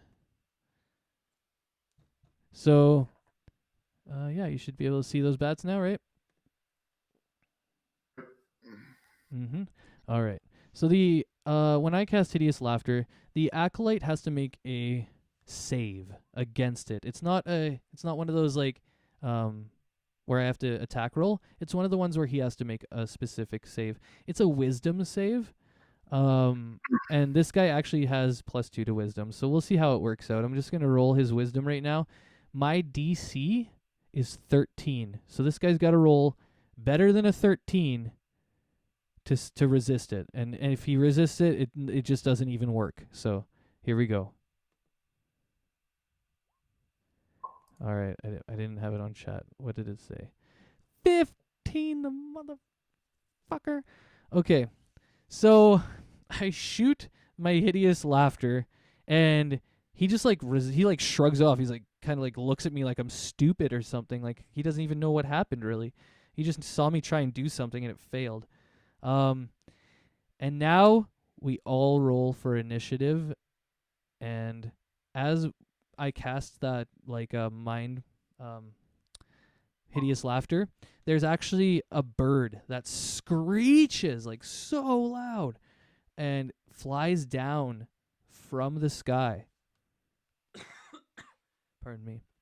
It screeches and flies down from the sky and kind of like goes over to him and lands like it's not landing, but it's like flying like sort of like into his direction and sort of like into his like he's protecting him because he can kind of sense that that we've like startled it. And when the alarm went off, that's when the bird was alerted to the presence of the baddies. All right, so I'm going to open up. Did you guys already roll initiative 20? Teddy did for sure. I see that. So do you guys know? I guess everybody else. Dingle, do you know how to roll initiative? I'll teach you right now, bud. Not really too sure how to do that. Okay, so you'll go and you'll open up your character sheet.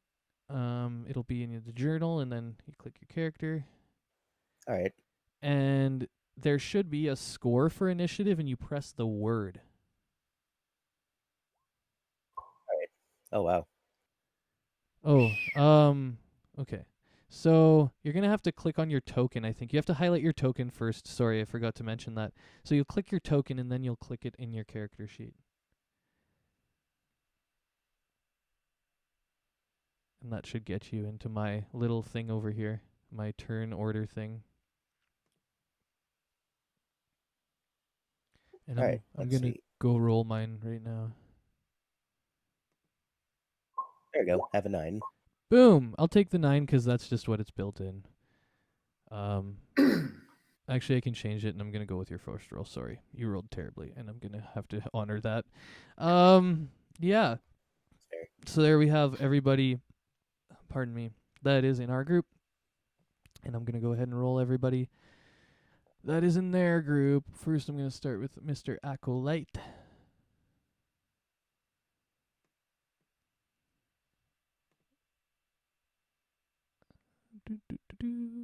There it is. Okay, and then I'm going to roll the bats.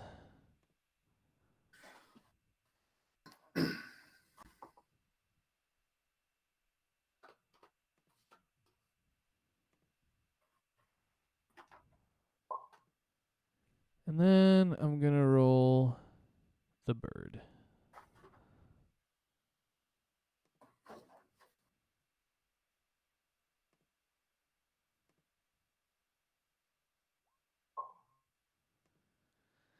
Okay, cool. I got them all there. So 15, 10, 10. So they're basically all going before Dingle.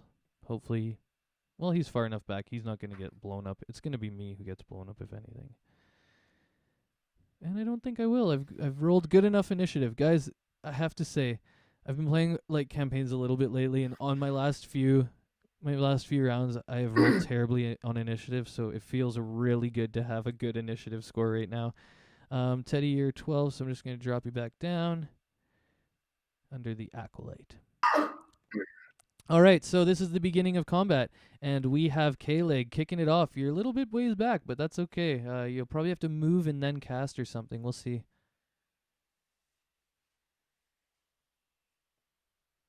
Okay.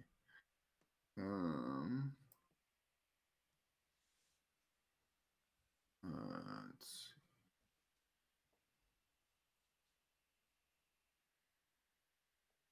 Okay.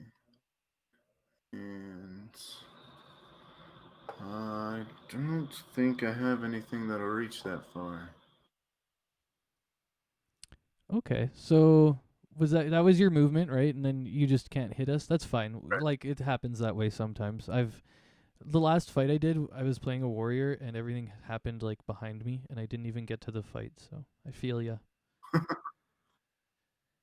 So yeah, So is that your turn? I believe so. Okay. Next will be me. I am immediately freaked the fuck out. This guy just opened a fucking portal and summoned like undead demon bats through. They're zombie bats. That's why they're white. And they've got those like red eyes, and like they're like kind of ratty. They're like ripped up. Their wings are kind of like got holes in them and shit. Anyways, so like I'm immediately scared. Plus he's got a bloodhawk that just like came down from nowhere, like was just waiting for me. So I immediately move back my 30 right to the front of the bush, and I turn around, and I try and aim for this bloodhawk, but like I notice like these flying things are pretty bad, so I immediately was like, oh no, I can't hit that. I'm gonna try and hit this acolyte, and I'm gonna blast this motherfucker. I'm gonna use my firebolt essentially. We're not screwing around with Rays of Frost today.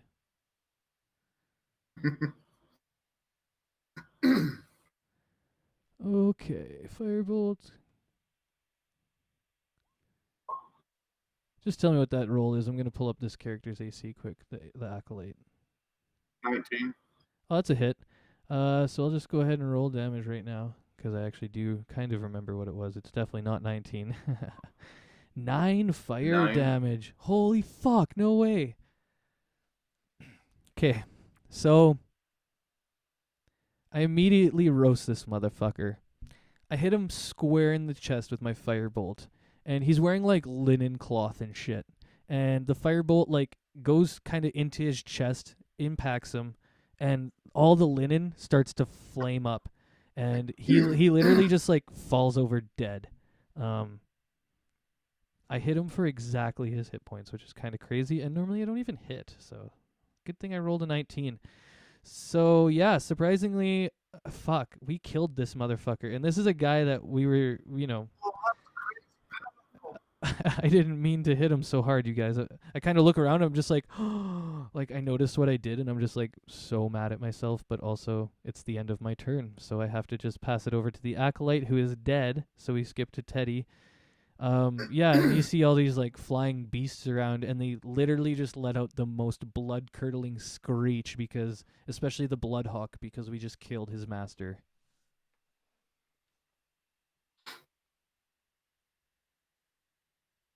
Shows closer.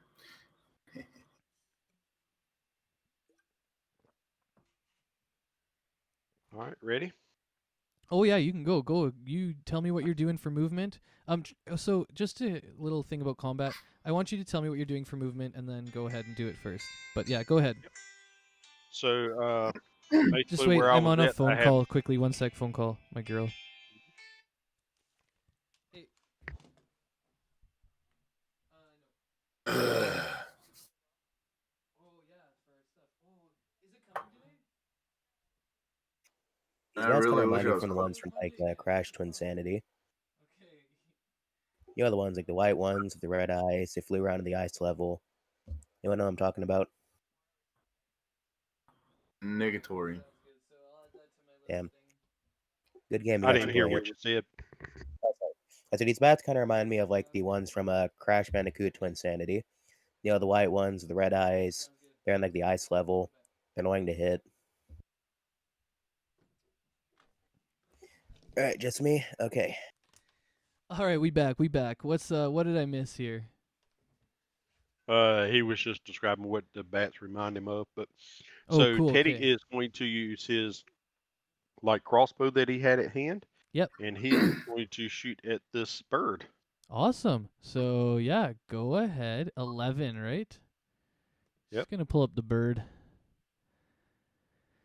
I think you're close. Like you're really close. You're really. Oh. So you shoot, and it looks like it's gonna hit him, and at the last second, he does like the classic bird dive 360 barrel roll right out of the way. So And it was then so close. I will come out of and move in. Cool. and Yeah. end of turn. And Perfect. switching from the crossbow to my pike. Awesome. With that extended range. Okay. Next are these birds. So, yeah, all the bats. The bats are just gonna come right at Teddy because like Teddy just moved up and they're kind of frenzied. They don't really know like anything. They're not smart. Essentially, they just go whatever's in front of them. And so Teddy, you have a huge AC, right? Like 16 or something. 16. Yeah. Okay. So here we go. The bats are gonna start biting. Did that hit? Why don't I go back to try? That does hit. Oh, yeah, that hits. So we're going to roll damage on that. Don't worry. These things were supposed to be like the anyways. You got hit for 2 damage, okay? Okay. You got that? Are you going to so you guys are taking down your own character Yep. damages, right? You're doing it on the tokens, right? Oh yeah, I see you got 10 now. Okay, cool. We're going to do it again. 16. Is that your class? That will hit. That's a hit. Yeah, I thought so. Okay, give me one more, and you get one more. Uh-huh. So you're down to 9, and another crit. Why are we critting? I critted you the first time with the jackals too. Like the jackals critted right off the top. Anyways, hopefully Yep. this doesn't keep happening as we get deeper. But anyways, and you get two more damage. All right. Okay, and then the Bloodhawk comes in, and the Bloodhawk is actually a bit smarter. This is a pretty smart creature, and it sees that the bats are already going for Teddy. So the Bloodhawk is going to go back here and kill the guy who killed his master, Kae'dral. Yeah, and I'm going to roll his attack right now.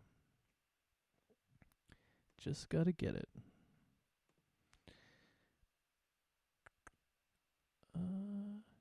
Yeah, he uses beak.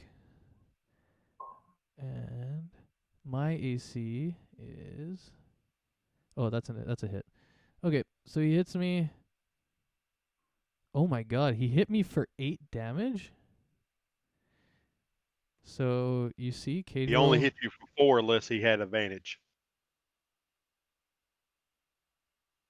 So your Oh yeah, I first see roll that. is, I see that. your first yeah, roll is 20, your second roll is a crit. So yeah, so the first damage is 4. yeah, it's rolling off that damage. I see that now. So yeah, I get hit for 4 and I'm down to 3. You see this thing beak me and like rip visceral flesh from me. I'm bleeding, but I'm still alive. Disgusting. Yeah, definitely. I scream in agony, like just. And lovely Dingle, drop me what you doing, bud?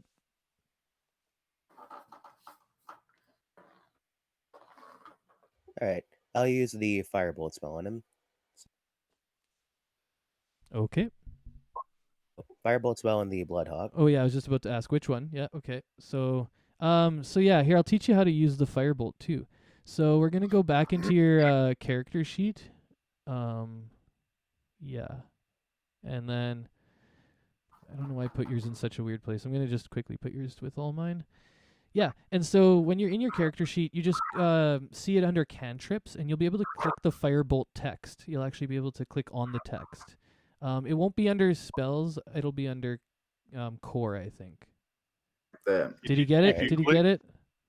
Oh yeah. If you clicked and dragged it in, it should be under his regular attacks on the core page. Yeah, exactly. Yeah, it should be there. But looks like you shot at the Bloodhawk and missed, unfortunately. Oopsie. So now you have your 30 feet of movement if you want. I'm gonna move like very. Okay, so move 30 feet. So I'm going to teach you, do you know how to use the ruler on here? Yeah, no, it's all a tutorial. Oh, okay, cool. So then just measure out your 30 feet wherever you're going to go and just go there.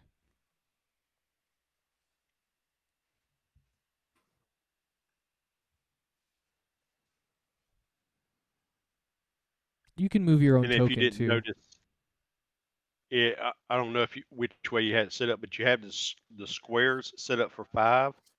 Yeah. So our tokens are actually huge. Yeah, I noticed that. So I want you to just imagine that they're not taking up like as much space as they are. I figured when I built this, it's a bit of a bigger map because it's a big area. Like this is a big area. This like this thing's like pretty far across. It's 50 feet across. So I get that. But I didn't want us to be little dots on the map either. Like we needed tokens that we can see, I think. Yeah, I'm gonna need to refresh for the ruler again. Oh, It's okay. right for me. Okay, so you're just refreshing, right? Yeah. Cool. No problem. We'll take a sec and do a little refresh. Alright. So once again, I do the ruler thing. What's that? Oh, you don't How I need. do the ruler thing again. It's in the left-hand side, the vertical left-hand bar, and it's like in the middle. It's a circle that's been interrupted with a little rectangular ruler. Okay, I see it now. Yeah, and you just click that, and then you can start clicking and holding, or clicking and dragging, and it'll show different distances on the map. Yeah, there you go. I see it now. You're doing it. Nice. There we go. So you have not very much, like on the map. You can't move very far because it's a big ass map, but like it's still you're moving your full 30 feet. And actually, you only have 25. Sorry, I forgot about that. So you can only move 25 feet. And I'm not too much of a stickler. If you just like want to move right by Cailegh There we there, go. that's fine. Oh, and that's just to measure the distance. You'll actually have to go back into that left-hand vertical bar and go to the pointer and clicker, and then you can select and move your token and move them back there. Right. Yeah, I just did it.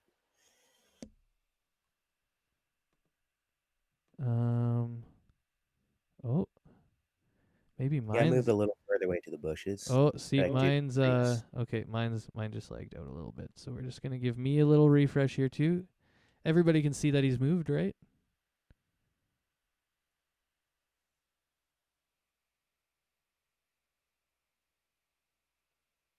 Can somebody see that he's moved? Yes, he moved. Okay, cool. So here, I'm coming back in. This refresh is taking a little bit longer.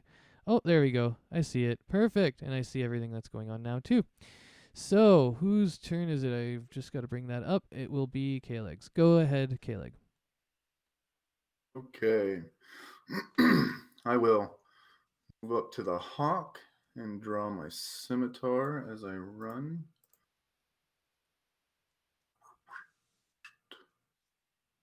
And I will thwack it at. Okay. Just pulling it up. I forget what it was already. I thought it was higher. So you miss. He does his classic stupid Bloodhawk barrel roll bullshit, and you miss. And he's just still flapping around me. Yeah, and that was your move. Do you have? That's it, right? I don't have move left, yeah. So. Yeah, cool. So it'll be my turn, and so this Bloodhawk is like literally right in front of me. And I'm not sure. Now I'm like, do I fucking hit him with a quarterstaff? Or do I try and just like roast him? I'm gonna fucking roast him, I think, actually. Let's go ahead and roast him. It worked last time. I'm glad I didn't get on right on the other side of it. Oh, it's a natural one, and it missed so bad it hit you. Just kidding. Okay, here we go. And an 18 is a hit again. And 7 will, let's see. I don't think it has that many hit points. I thought it had. Oh my god, I hit it again. Nice. It had 7. So I end up fucking hitting this thing with my firebolt again. Oddly, this is great. This time I'm hitting all of them. He just like you see all the flames come out of his hands, and he's right in front of him, so you almost don't even see him shoot it. He just kind of like pushes this flames right into this Bloodhawk, and it just like burns to a crisp. Like the whole thing when it hits the ground is like a burnt Thanksgiving dinner turkey. No feathers, no nothing. So yeah, seeing that Teddy is still Dinner. yeah. So basically seeing that Teddy is still kind of like fighting these guys and that they might like leave just if they see this happening, I immediately like kind of just come back out over. Well, actually, do I? Because then I can't see them. No, I just like sort of ready myself and I get ready to shoot more fucking firebolts. I don't even move, and I'm just gonna put a little red X and then I'll check the turn order out again. Why don't I just keep it up? The Acolyte's dead, but Teddy, you are not, so it is your turn. Teddy will swing at this one on the end first. Okay. This one there. Yep. And I'm pretty sure these things have a 17 to hit. low one. Yeah, you're hitting. Good. Yeah. How many hit points? 10 Okay. piercing. Yeah, so you go ahead and kill that first one. Let me know how. All right. And that will be the end of my turn. Perfect. And so we quickly move over to the bats. There is only 2 of them now, so I will only roll 2 attack rolls.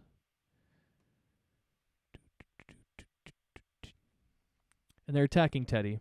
Obviously, they haven't moved. That will be 7 will miss.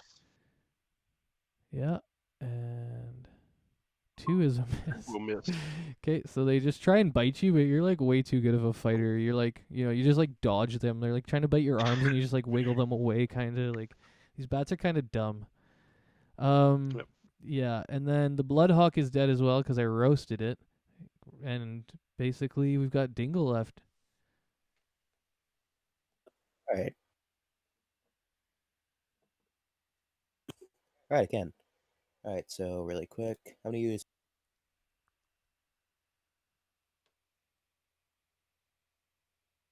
I'm using a firebolt on the one to the right of Cool. Cailegh. Got it.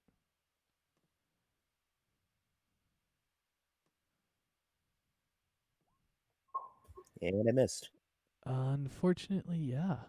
I'm just wondering why you have. What's that 1?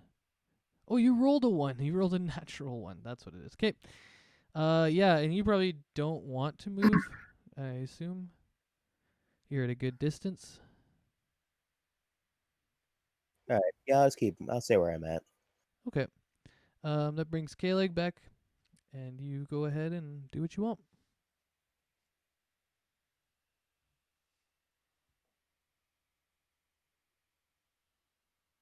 Oh. I will. Let's see. How do I don't know how long that distance is. They're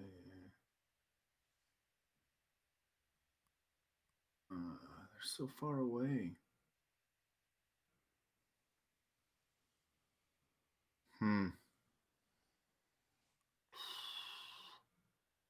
Well, I will move up as far as I can. Okay. And oh, I do have a distance. Let's see, how far is that?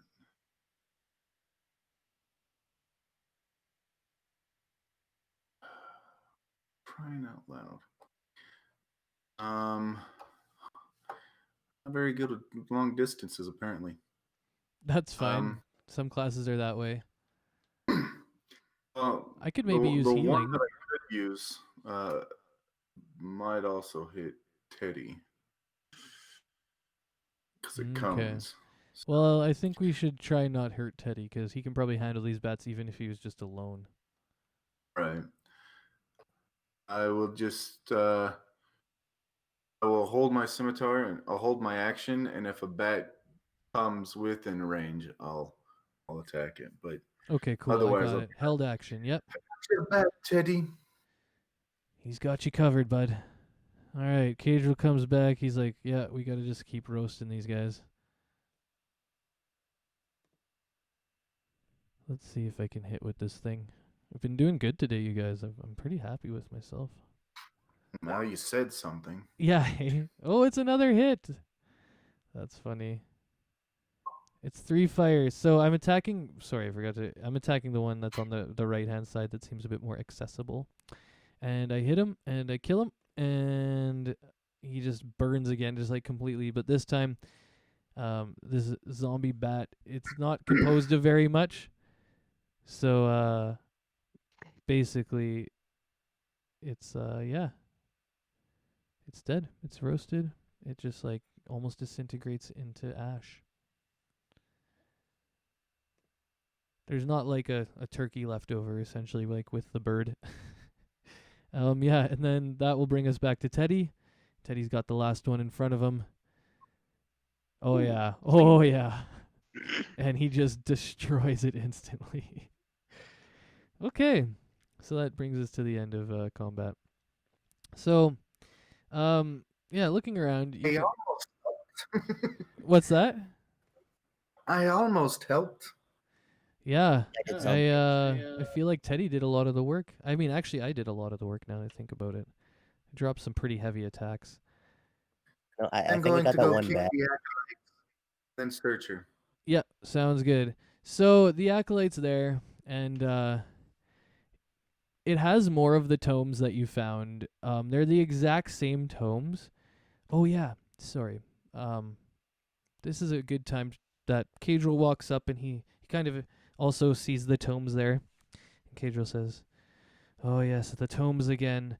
And he kind of says, "I didn't explain it to you last time, but I know what these tomes are.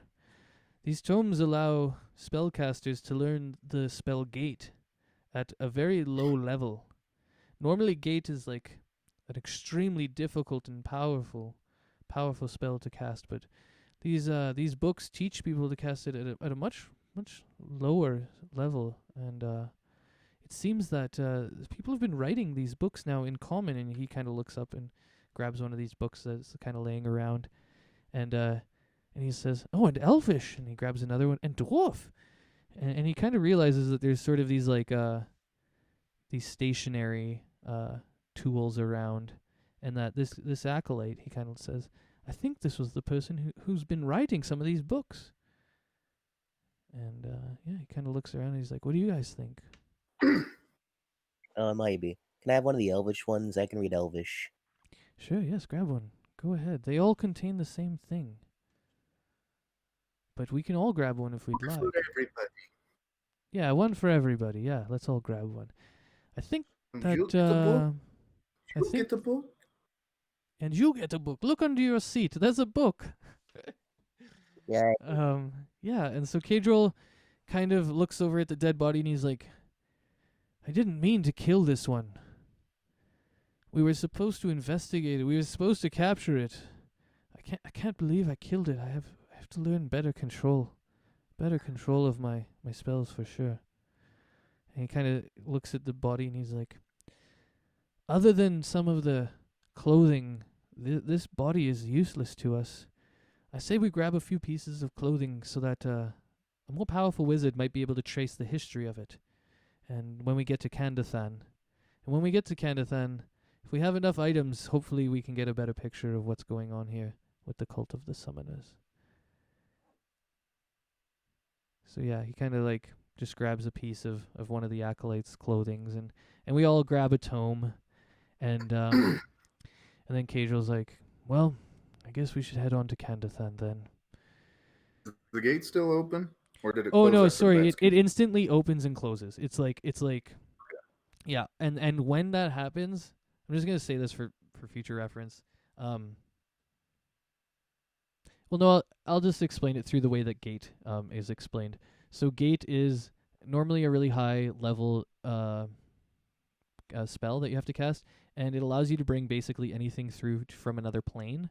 But these tomes teach people to cast it at a lower level, but it doesn't allow you to bring anything through the plane. When you cast it at lower levels, there's a CR limit to what kind of creature you can bring through the plane. And then these tomes, so I don't know if everybody knows how a tome works, but a tome is essentially usually if you go into your compendium, or for Dingle, I don't know if you know it, but right beside our journal page is the eye that's in a circle. And you can type anything into that. And if you type in like a tome of understanding or a tome of something, just tome of, it'll bring you up basically the general ways that tomes work. You have to spend 48 hours over 6 days.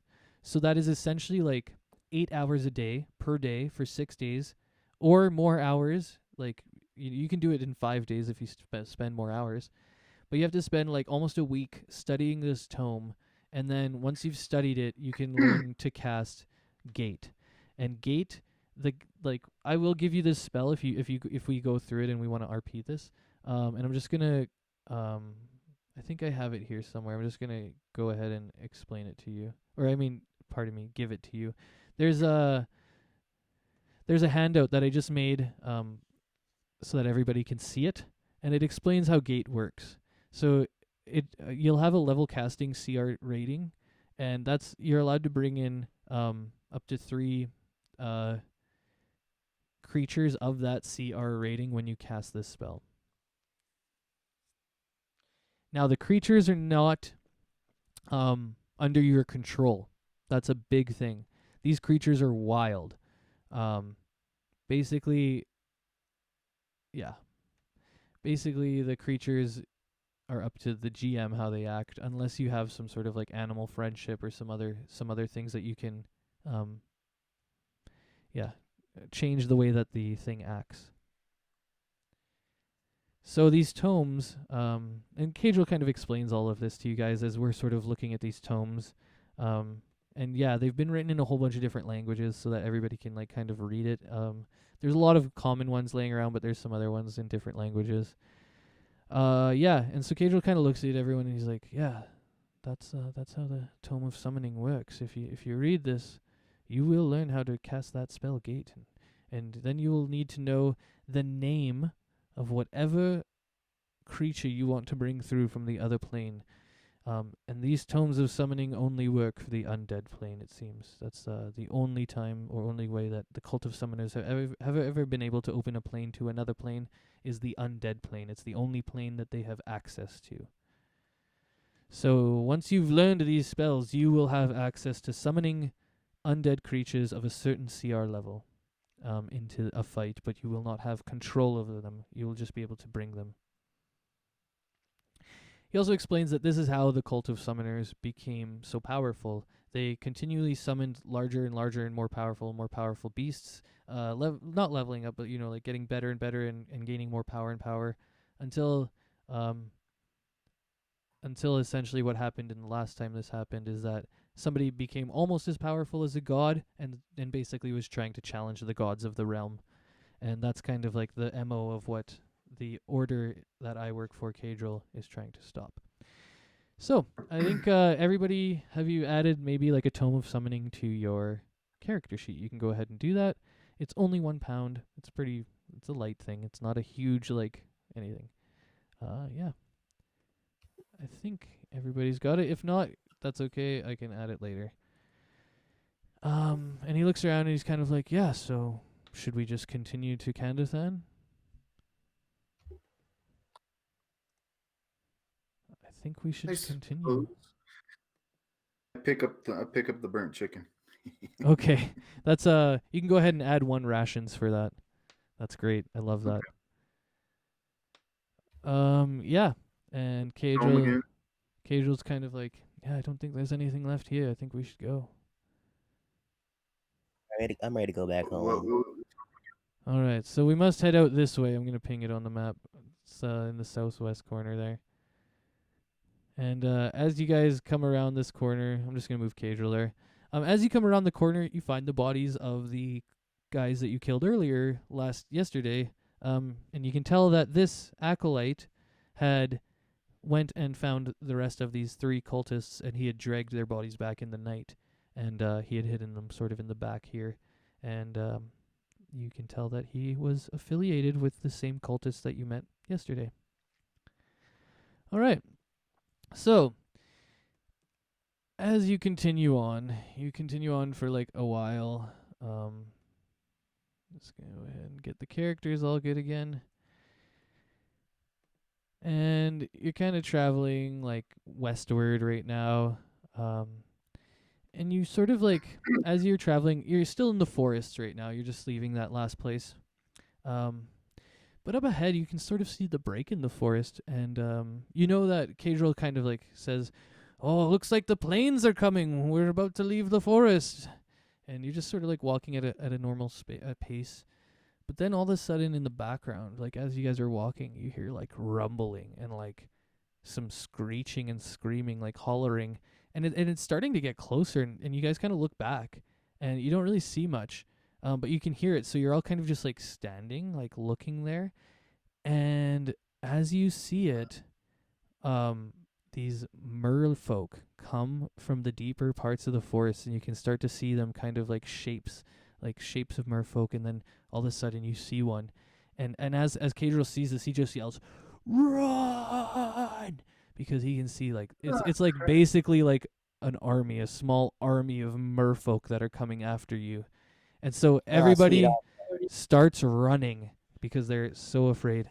And I'm going to get everybody to do whatever role they want, better for athletics or acrobatics. Those are the two that you get to choose from. I think you still have us on the tower map. Oh, yes, I do. Yep. That's always a good thing. Thanks for reminding me. Normally, I end up there later than everybody else. So yeah, you're still coming out in this like kind of corner or whatever out of this. You're not quite there in the plains yet, but you can see this hill in the distance. This hill is like basically beyond the edge of the forest, and you all start running. So yeah, you can go into your character sheets and start rolling either whatever you have a better of for athletics or acrobatics.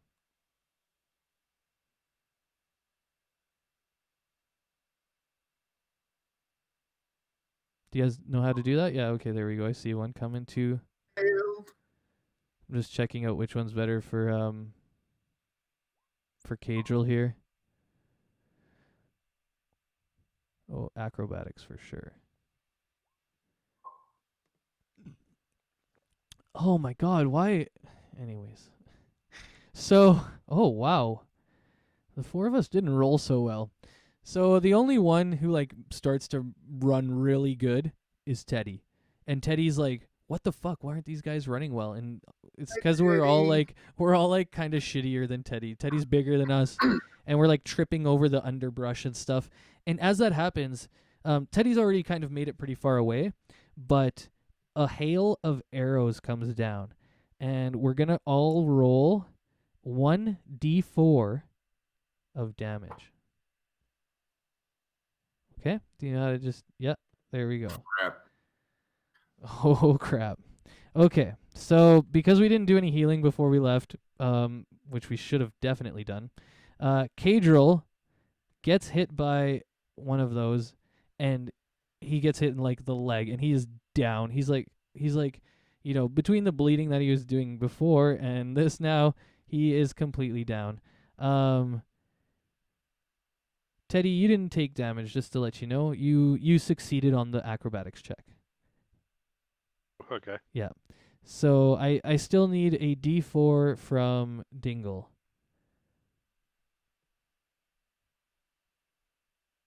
And then Kale, yeah, I saw you just changed yours. Thank you very much. I don't think you can type it like that. So in the left-hand side is that vertical bar, and there's the D20. That's like, you can just click out of that. So just click the D4, and you'll be able to click a roll there. Just typing it wrong. Yeah, you can do it, backwards. but yeah, you just got to get your typing right. 2. So you take 2 hits of damage, so you're down to 7 now. I'm just gonna do it for you there. Okay. Right. So, as everybody like sort of takes these little arrows, you all see Kae'dral go down. What do you do?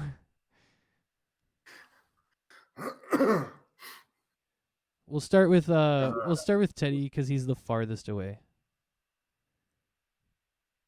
So Teddy sees the flage of arrows come down, sees one fall, so he will turn around, run back, and take one of the potions off of him and pour a potion down his throat. You are the best, man. You are the absolute best. So, potions, I believe, are 2d4s, right? I'll just 2d4 plus 2. Oh yeah, +2. You're right. 2d4 +2. Yep, that is exactly right. So you can roll that, or we'll just add it up and do it together. Potion of healing 7. Perfect. Hey, so how did you do that? Did you just click it out of the compendium? No, I made a macro for it. Oh, you're a smart boy. I just made an attack for it. Yeah, you're a smart boy. That's actually a good way to do it. I might make a macro for it too. But anyways, you have completely restored me, and everybody immediately sees Kae'dral get up, and so we just all start running again. But we're all still in the range now because we've been sort of like delayed. So we're gonna go for one more volley of arrows, and we're just gonna go for one more d4, and this time it's everybody. You don't do a check on the. Oh wait, yeah, you do the check. Oh. Sorry, no, you do the check first. Sorry, you do the check because we're running and doing acrobatics again. So you do the check to see if you succeed and get out.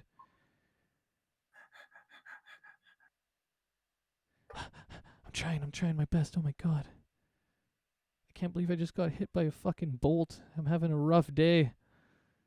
Acrobatics. I knew I should have listened to Sprinkle when he said to do cardio. Okay, so who passed? Teddy passed, and Kale passed, and the halfling and the shitty wizard take hits again. Go ahead, Dingle, give me another d4. I'm gonna roll mine. I take 2 hits of damage, and you take 1 hit of damage, so you're down to 6 now. I'm gonna go ahead and do that for you. Awesome. And did I do All right, mine? not too I bad. didn't do mine. All right. Yeah, not too bad. We make it up. Okay, so after a really fucking harrowing experience where like bolts are raining down and Kae'dral got knocked the fuck out, you guys finally make it to the edge, but the Murlocs like seem to keep coming. They see you like make it out, but they keep coming, and you guys make it out into this nice little plains area. I'm gonna move us all in a little group up ahead. Yeah, into this little plains area. And then as we get out, the merfolk stop right at the edge of the forest. You can see a couple of them trickle out beyond, not very far, and they're screaming. They're screaming in aquatic because that's their native language. And some of them are screaming in common, die, die, die. But they don't pursue you any further than the edge of the forest. And as you kind of get to the bottom of this, you're still running to this hill, kind of, and you look back and you can kind of see that they've lost interest. They're kind of packing up and heading home. They're like, well, they made it out, the motherfuckers. I thought we would have killed them. I thought we could have avenged our homies that you killed in our forests, but they didn't make it. They didn't get it. They almost got me. God damn. So, as we get to this hill, Kae'dral kind of like takes a breath. He's like, what an amazing fight. I didn't think I was going to make it. Teddy, thank you so much. And then he kind of just looks around. He's like, I know this hill. This is the hill they told me to get to. This is Outlook Hill. Here on Outlook Hill, we should be able to get to the top of it. We'll see the lake that Kandathan sits on. And we're at the southern part of the lake, quite a ways away from the southern part of the lake. And we'll have to go around the whole western side to cross the lake. There's no boats or ferries or docks around this area. This is a pretty not traveled area. Nobody really goes this way. So we'll use this as a good lookout to sort of plot a path and then see if everything's okay. And if it is, we'll just continue along and get to the lake, and then we'll continue on the west-hand side of the lake. And he kind of looks around. He's like, all right, let's go to the top of this fucking thing. And so you guys take like your time. It's a pretty big hill. Like it takes like 20, 30 minutes to climb. It's not like, just like a bump. It's like a half mountain. Not really, though. Just like a foothill. That's what I guess I'll call it. And as you get up on the top of this, you see exactly what Kae'dral thought you would see. You see the lake.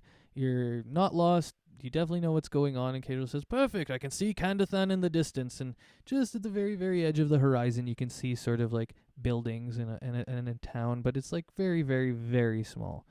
Yeah, and so as you're looking off in the distance, you sort of hear these screeches, like these like fucking really weird screeches, and they're coming out from this way. And as you hear these screeches, probably like 100 feet away, you see these flying snakes fly up into the air and immediately start heading your direction, screeching.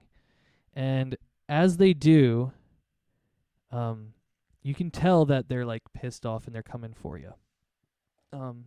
Yeah, and I'm gonna get you guys to roll initiative because these guys are hella fucking quick. Oh, let me clear it though. 1 sec. Actually, I don't need to clear it. I can just keep it. Okay, so that was a 16 for. Nice, and I'll go roll mine.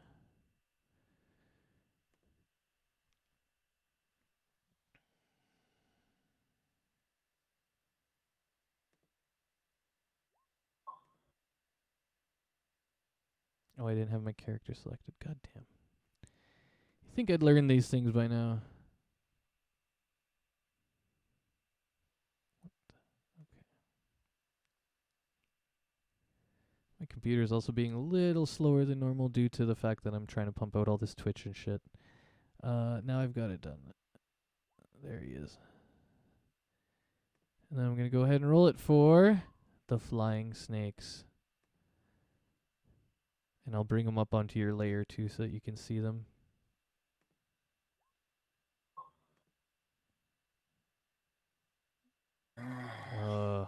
Gotta freaking do this.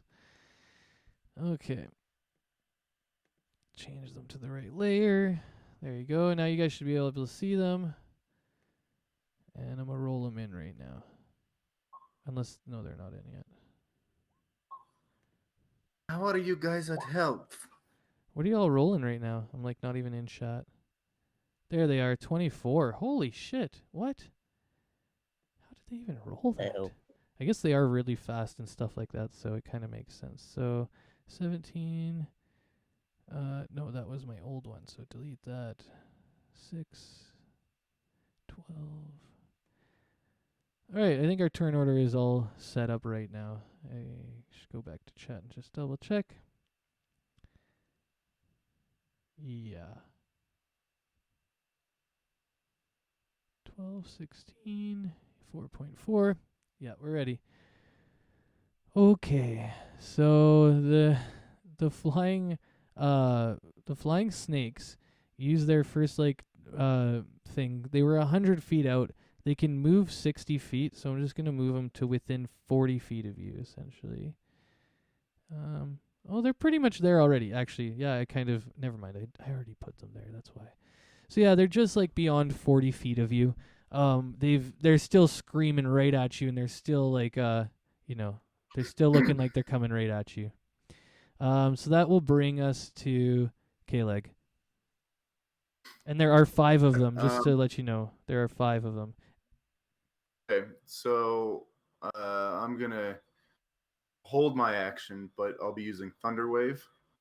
So when they get within range, I'm just gonna. Dope. That's a really blast. good one. I love Thunderwave. Great spell. Okay, so you've held your action. You're getting ready. You're prepared. When they come in, they will trigger that. And just before we go to Dingle, I'm actually going to take a quick bathroom break. Everybody can take a little 5-minute break before we get into this combat. And I'll be right back. I'll have some water, and I'll be ready to go. Big time reading spells. Yeah, that's a good thing to do in the meantime. So yeah, I'll be back 5 minutes.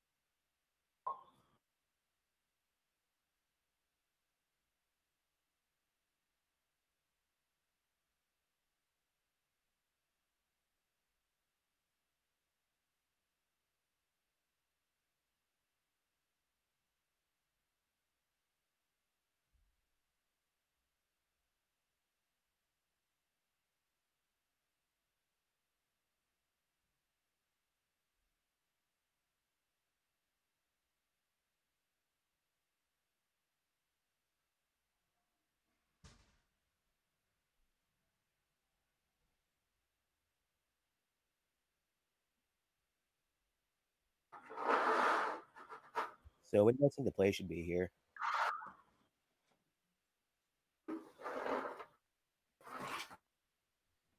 Alright, I have a plan. I'm not sure if it's a good one.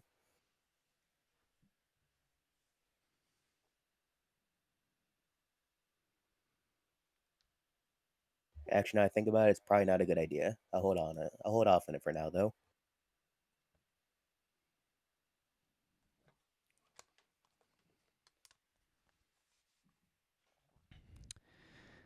Okay, I'm back. Did we have anybody else leave? Nah. Okay, so just checking, are we all here again? And we can start. I'm here. I'm here. I think Teddy might have taken a break. Yeah. Alright, I'm gonna have a bong hoot actually. Yeah.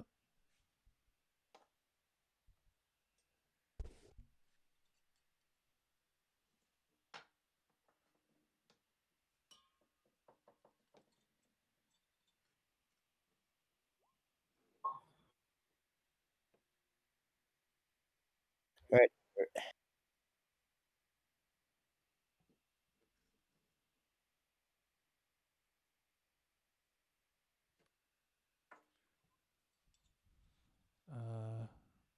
Alright.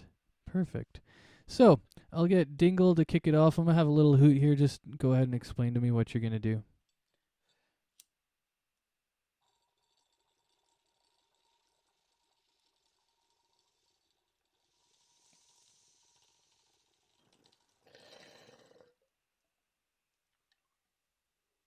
Alright, I just use Fireball, unlike the one in the front.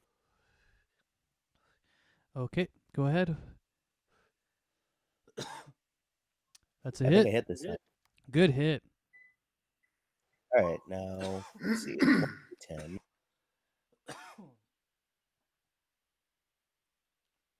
then you just press the little fire. Yeah. Oh no, here. What I want you to do from now on is just press Firebolt where it says +4 in the chat roll, and that will roll the damage for you.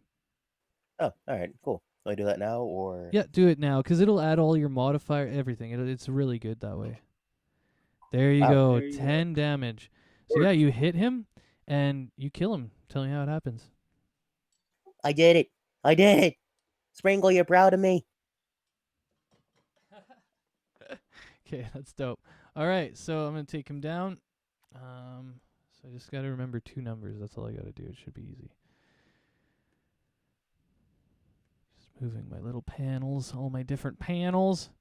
Yeah, I'm just going to say that it hit this guy. I think that's the guy you're talking about, so. Yeah, that was a guy. Cool. So now there's 4 of them left. And do you want to move? Sorry, I skipped. I just moved ahead. But do you want to move? Or are you okay? Yeah, I'm good. Okay, cool. So Caedral's going to do the same thing. He's like, yeah. Dingle just landed one. So maybe I can land one. And I'm going to do my old Firebolt. And I hit. Awesome. Nice. Let's kill him. Come on, kill. Yes! These. Nice. Sick. Okay. So I go ahead and I just blast the next most forward one because they're kind of in a clump and I can only really see those front guys really. And then as I hit him with this like freaking magic firebolt that just hits him somehow, he doesn't dodge it. Perfect aim, thank God. He falls out of the air and you can kind of see the rest of them behind him in better view at least. Yeah, and I'm not going to move either because I'm kind of behind Teddy where I like to be. So, Teddy, go ahead. I don't know if you can hit anything at 40 feet, can you? He can. Oh, yeah, your bow, duh. And I think that will probably miss them. Yeah, so that's a miss. Yep, that's a Yep. miss. So, Alright, so are you going to end of move? turn? Well, Nope. you can move into maybe the front of our formation here. I don't know. I'm not too worried about the way that the formation looks yet. But, Well, one said he was going to cast a spell, so I don't like getting in front of spells. oh, okay. Well, the way that... I wonder how much your character would know. I just know I don't like getting Yeah, in front of okay, no. You can tell he's getting ready to cast something, so you're like, yeah, I'm gonna stay the fuck back. And then so basically, because yeah, I should ask this. I don't like to, Yeah. but I don't know what he's casting. yeah, that's what I'm about to talk about. So, Thunderwave. I just need to know what the range is on that one. It's I think it's a 10-foot cube, or a 10-foot Thunderwave is sphere. That's what I'm looking for. from himself. Yeah, Yeah. It's a 15-foot cube. it's a cube. So weird. I thought it was a sphere. Okay, so, just looking quickly, we were all pretty close together.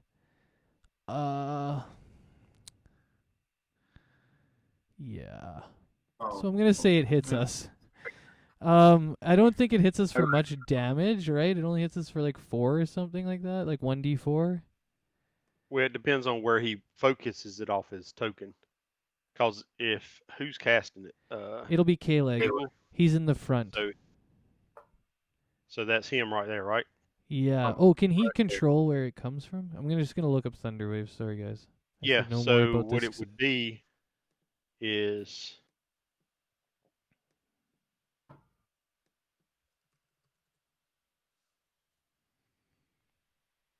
It's gonna come up right away here.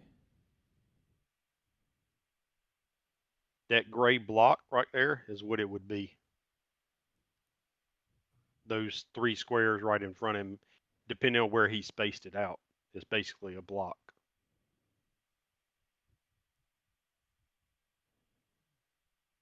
Okay, I'm just reading it so I get a better idea of what's gonna happen here. So we're all gonna have to roll a Constitution saving throw, right? No. Or if is he gonna put it in front of himself? Is that something he can do? Yeah, he can put it. He can where he's placed it right now. He can put it right here. Oh, wrong token. He can put it right It would there, be back here. so it wouldn't affect us. Okay. Yeah, I'm gonna let you say that you center it out Yeah. more in the I mean, front. He can angle it so it's up here, Yeah. down here. Yeah. Well, I don't think it has a cast radius other than just the 15 feet that it would. He has to stay within it essentially. Is Okay, my that makes understanding of it, right? Because it originates from him, like Correct. yeah. So, normally, so I'm gonna let this happen this time, but just for the future, normally I'm not gonna let the cube be centered anywhere else but the caster. Anything No, that the says, cube is not centered on him. are you sure? Yeah. The cube is not centered on him. It says If it's centered, it will specifically say centered on caster it or says centered.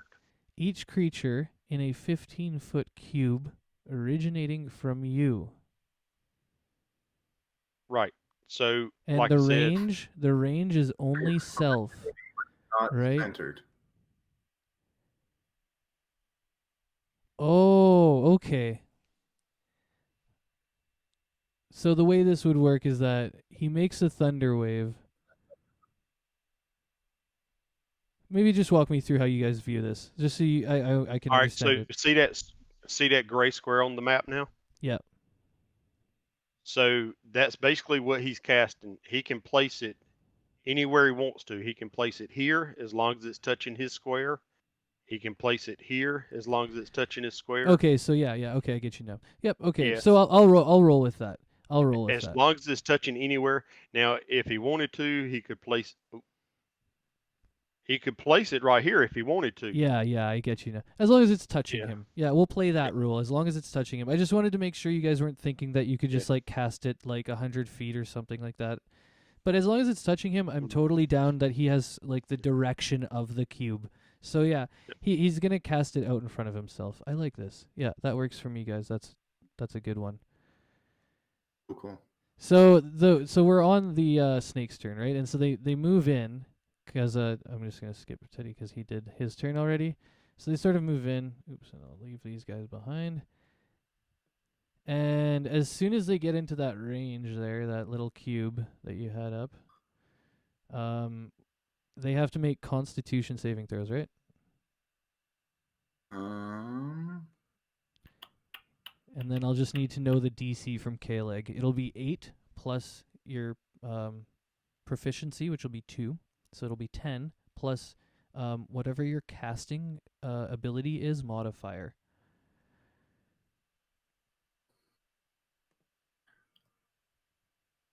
Oh, nice. I like that you can just tap it for me. I figured it would be 13. So they're going to make 3 Constitution saving rolls of a DC 13. And we're going to see if they pass it. And if they don't, then they have to take the damage, right? So it's, I believe it's they take damage either way. Well, yeah. So if they fail, they take full brunt, and then they're pushed back 10 feet. If they succeed, then they take half. They take half damage. Okay. We'll go with that. So, and it's a Constitution. Just one last check, yeah? Yes. Cool. Here we go. You're gonna see 3 Constitution saving throws, and they got to beat 13. Fail, fail, and fail. So they're all pushed. Well, they all take 13 damage each. Damn. So, this thunder wave actually just eviscerated them all. I want you to kind of explain it to me.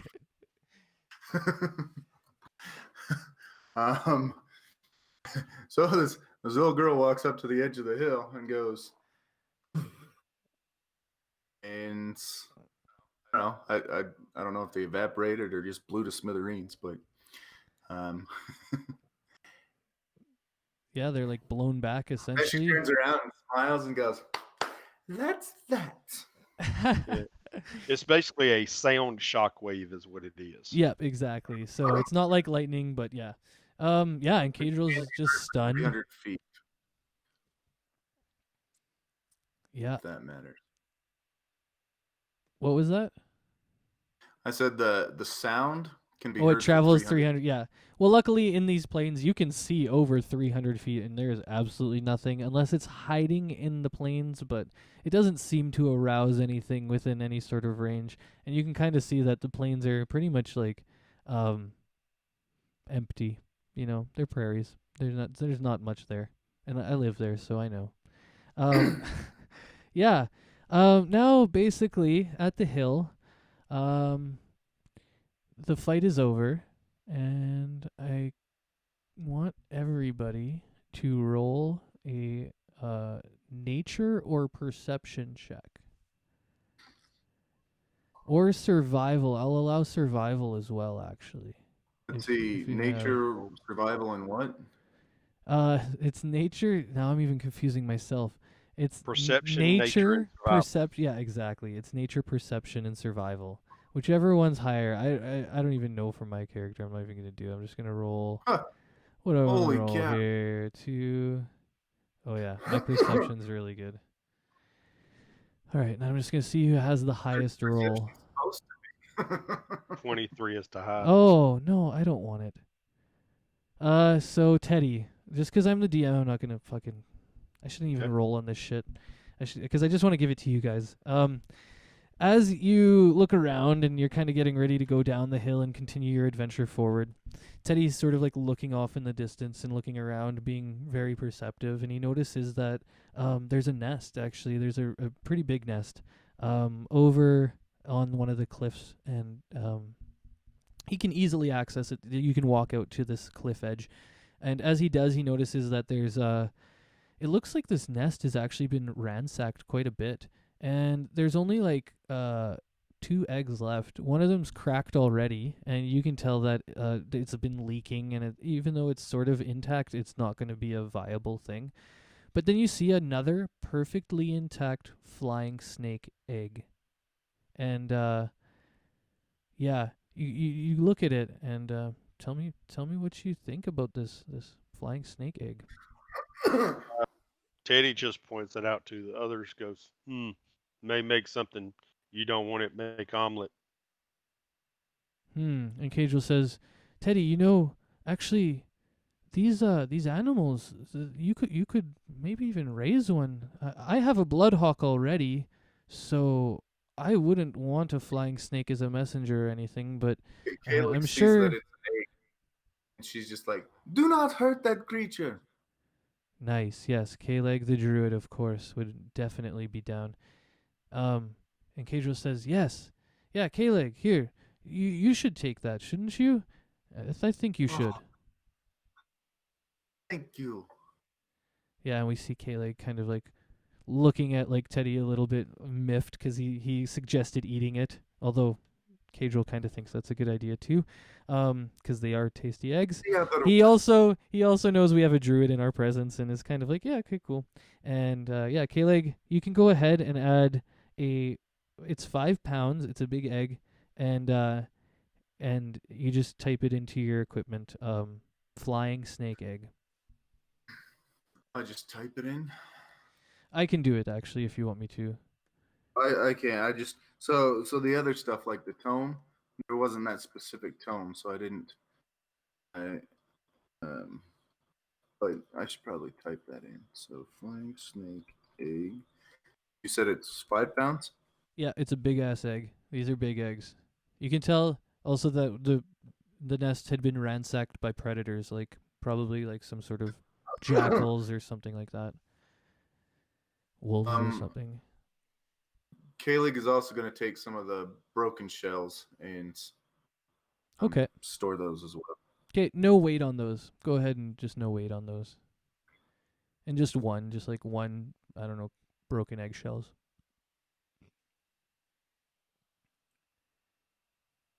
I'm just kind of gonna stay out of the area and just let them do their thing because it's a little too Okay. dirty for day down there. Okay, yeah, for sure. Yeah, that's awesome. Yeah. Yeah, and Kae'dral's the same way. Kae'dral, like, he knows a lot about nature, but he hasn't adventured much, right? Like, this is one of his first times out, kind of like being in the field and being an investigator. So like, he's just getting like this like feel for being out in the dirtiness, and he doesn't really want to get too dirty either. He kind of thinks the nest with all the like old egg bits and all that is kind of gross. Yeah, so I think you've got everything there. I see it. Perfect. Thank you. And yeah, Kae'dral's like, well, that's a wonderful find for you, Cailegh. I hope you can raise that into a fine and healthy young snake. I think it would be a really good animal for you. I think we should leave now. We can see Candothan, so we know where we're going. Are you ready? Should we rest before we go, or do you think we'll be safe? My feet kind of hurt. I Oh, would you like know what? Thanks for reminding me. We should heal if we can. Can we even heal? I might take a... Well, I don't need a potion yet, I don't think. Cailegh, do you have any healing for the day? Do you have a healing spell slot you can expend on us or something like that? I do.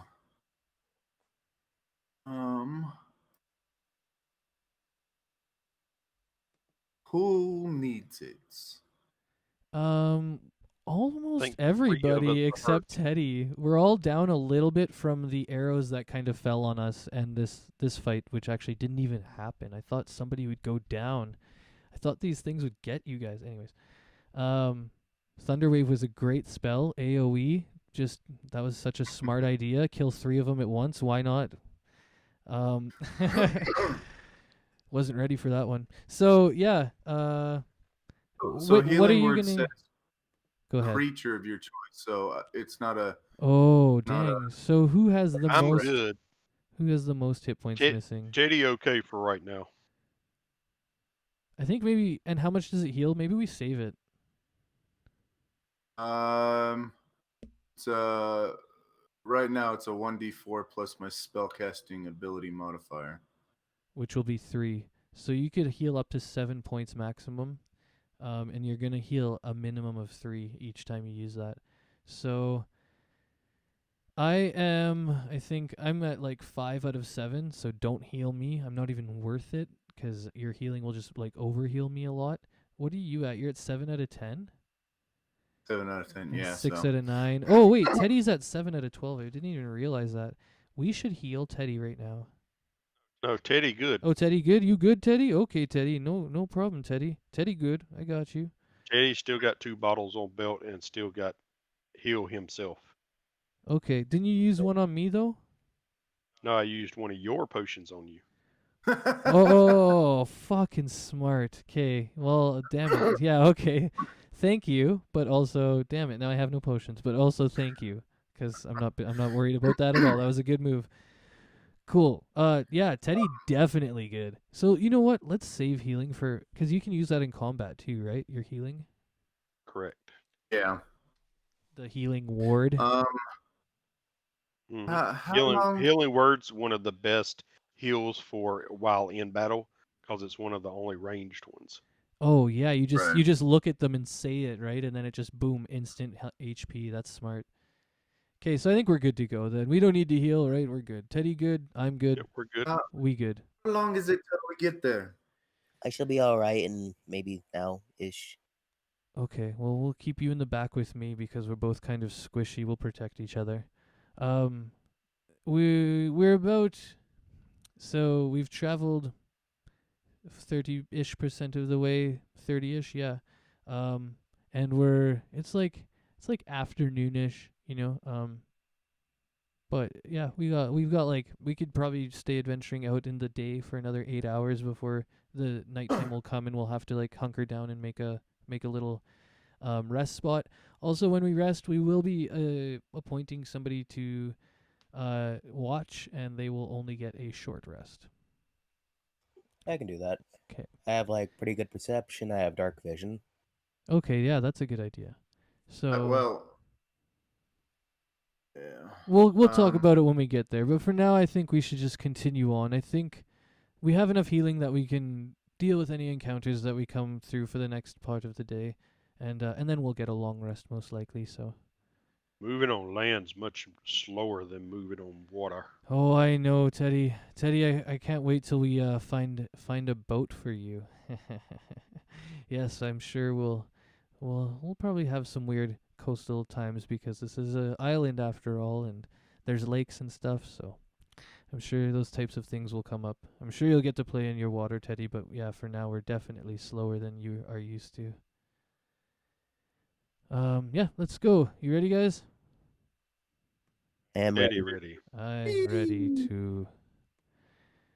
All right, so we go along and we kind of split the little gap or whatever that is like between us and the lake, and we cross that gap and we through the prairies, and we're sort of just like at the lake now. We're kind of like just walking along, and you kind of notice that it's like a little bit breezier, a little bit wetter, and there's like a little bit of different vegetation. Hey, there's a demon in the mixed. Yeah, I'm gonna on every page I'm gonna have to delete them, and you're gonna have Raynar and Aslanti there, and then I'm gonna just paste them again like I do.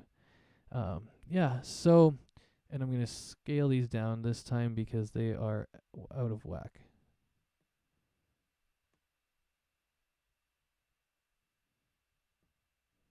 Oh, yeah, that's pretty much good enough. They're about that size. Like I try not to worry too much about size, but I do. I don't know. I'm kind of weird about it. So, yeah, you guys continue along, and you eventually see this like ship off in the distance. The ship, it's Oh wait, before we get into this, I forgot that there's 2 more herbalism rolls we need to do. One for the last pain, which was a forest one, or for 2 pains, or no wait, one for the last one, which was the plains one, and then one for this one. Those are the 2 rolls. So Roll for this one. maybe I'll get Cailegh to do it because he's the one with the herbalism kit. So I'm just gonna get Cailegh to do these rolls because it makes more sense that he's the herbalist. He has the kit. Right. He's a druid. He's into nature. So, Cailegh, if you just want to roll, it's a D20, no modifiers, and then it's just a pass fail. That's a pass. So there's some herbs here, and this is like if you just go roll again, and then I'll tell you what it is. What number was it? 14. Oh, sorry, I have to tell you what dice to roll.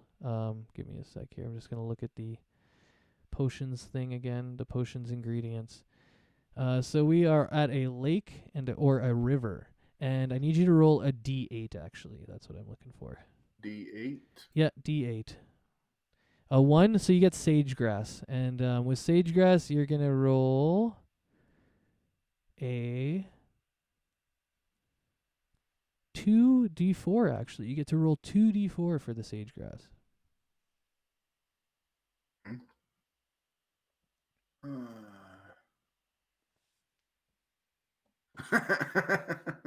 Two ones. Okay, so you get 2. So you can 3 add ones. 3 ones. He's rolling Yeah, 2d4s. I was talking about for the 8 above. He's rolled 3 ones. Oh, in a row. yeah, now in a row. Yeah, holy. Good thing this isn't combat, Jesus. Yeah, so you get 2 clumps. You can go add that to your page there, and just make it like 1 pound or a total, or like a half pound each. I don't even know if it's pounds, what the weight unit is, but I call it pounds. So, yeah. And that was for this one. But I'm going to get you to also roll 1 herbalism check for the last one, which is the plains. 19. So there's definitely herbs in those plains. Go ahead, and I'm just going to look at what number it is, though. I think it's a D4. You guys can also help me out with this if you keep your potions ingredients. It's at the very bottom of the roll lists. But plains is a D4. So roll a D4 for me and let me know what you get. 4. 4, you get more sage grass. So you got sage grass in the plains and you got sage grass here. And then roll the 2d4 again. It's 2d4 for the how many clumps. Yeah, so you add 3 more. So you're doing pretty good. Like, we've already collected a pretty good amount of herbs. If you look at sage grass, it is used for, I think, a potion of healing. Let me just check. Yeah, it's used for potion of healing, which is just a common item. So you already have enough to make a potion of healing when we find a potion master. You keep all the weeds unless I want to eat it. But my question is, can we just straight up eat the sage grass and it'll heal us? Or do we have to make it into a potion? Well, you have to make it into a potion. I don't allow any... So yeah, you'll be able to go into potion ingredients and all of the effects are there. I don't build in effects for herbs. Does that make sense? Yeah, that's fair. Yeah, so you have to modify them in some way to make them into something more potent. Yeah, and then so all of those uses too, those will be the potions that you can make with the thing. And then you just look up like potions of whatever it is, and it'll tell you if it's common or uncommon, and then that will be the number of components that you need to make the potion. So with That's why we have Weed Man. Yeah, that's why we got our druid out here. He's going to help get our potions up, which is dope. And there's some cool ones in there too, which I like, just like some cool fun ones. Yeah.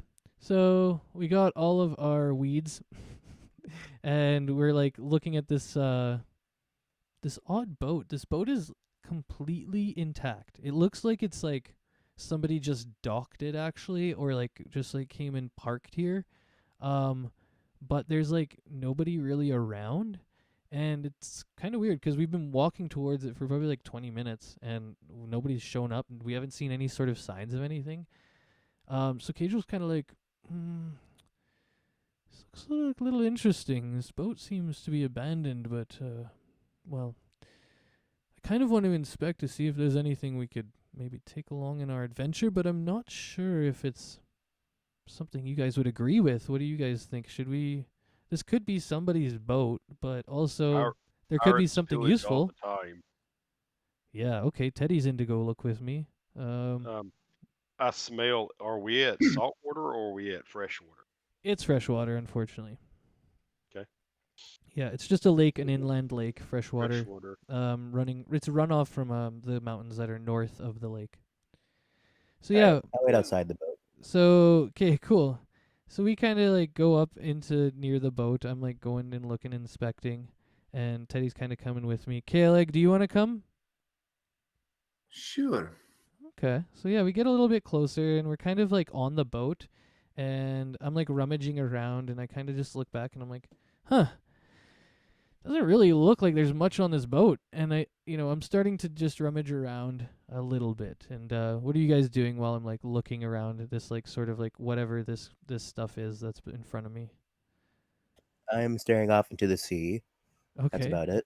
Cool. I'm inspecting the outside of the boat to see if I see any damage or anything. Okay, so I was gonna look around the boat to see if I see any like fish or anything in the water. yeah, okay. So I'm gonna get 2 perception rolls right now. One is from Teddy to see if the boat is intact, and one is from Dingle to see if he sees any fish. You can't see That's any. me. You don't see any cracks, Teddy. But you can't really tell if there's like, because it's in the water. You don't know if there's like, there could be cracks underneath. There could be a hole in the bottom of the boat. You don't really know. You can just see. Gotcha. What you do see is it's intact. All right. And oh wait, Cailegh, what are you looking for? I was the one doing fish. Oh, you're the one doing fish. Okay, sorry about that. Yeah. So you don't see any fish in this lake. It's too. You can tell that the shallows are pretty shallow here, and you would have to go quite a bit deeper to see probably the fish that you're thinking of seeing. And I need one more perception check from Dingle. Okay, cool. 15. So as all this is happening, Dingle sees like maybe. I'm just going to check our map quick. I better get my spacing right on this.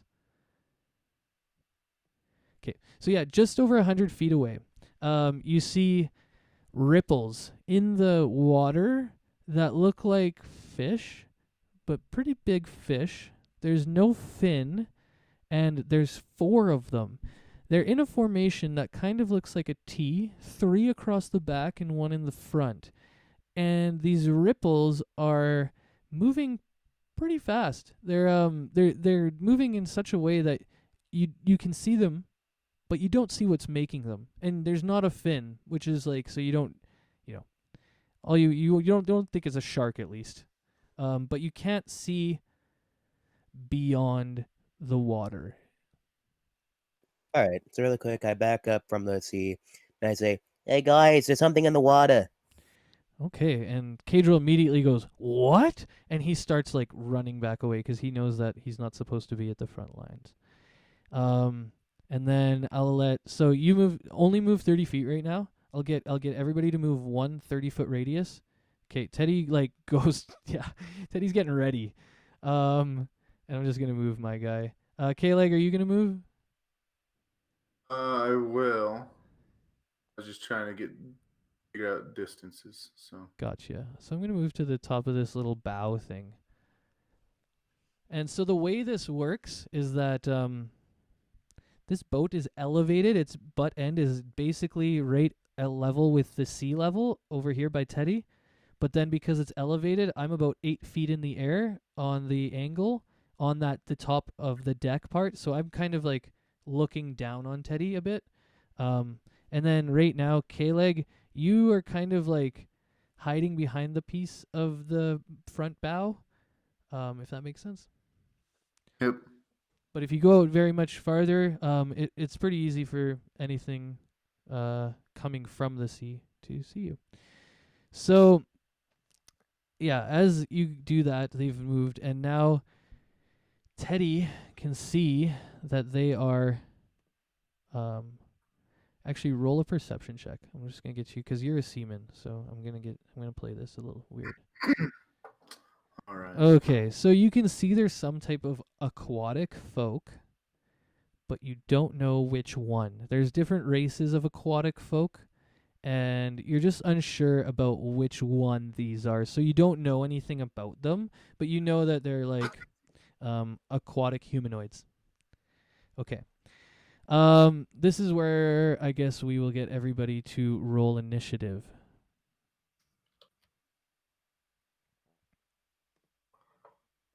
So make sure to select your character too when you do it, and then I've got to remind myself, why can't I select my character? Oh, I'm on the wrong layer. That's always what it is. Last again, baby.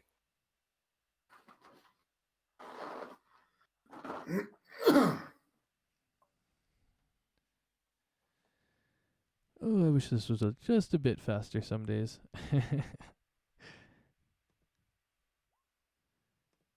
And then I'll go ahead and roll these guys. Yeah.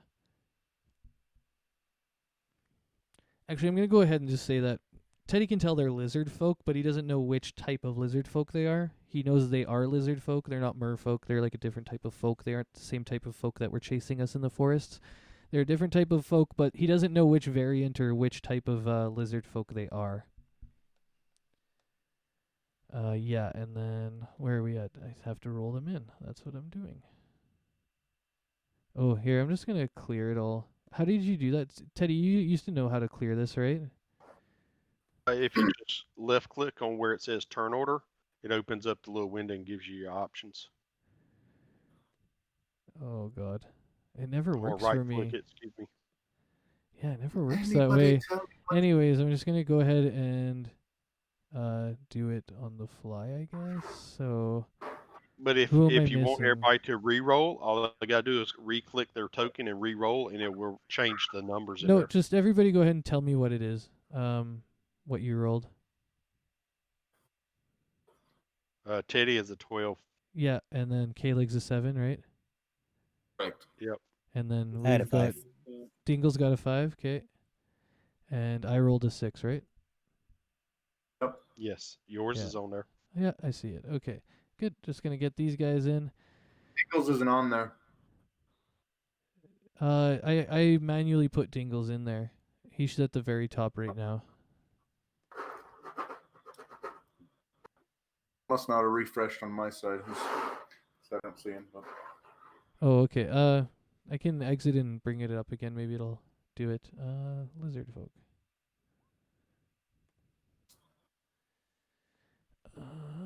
Okay, so we've got lizard folk after Teddy.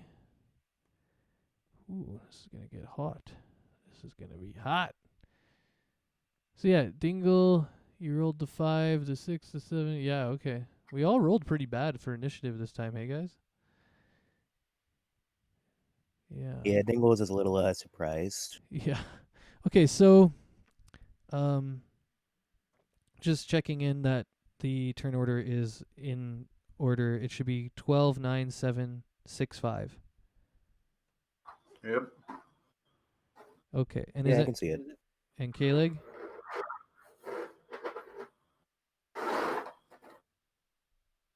Is it updating for you, Cailegh? Oh, I still don't see him.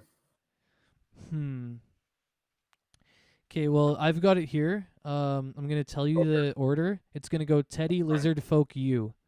Okay? I see 4 of us. Dingle just isn't on there on my end. So. Oh, weird. That's really weird. Oh, you're getting a feedback loop. There you go. Okay, so... Yeah, okay. So I'm just going to call it out. It's fine. I've got it here in the DMs and we're going to get going. Teddy, you're the first to attack, and the lizard folk are, like, basically, not that far from you now. Just over 30 feet. Some of them are 30 and one's 35. Yep. So, of course, the very front one, I'm going to attack. 8 and miss. Yeah. And then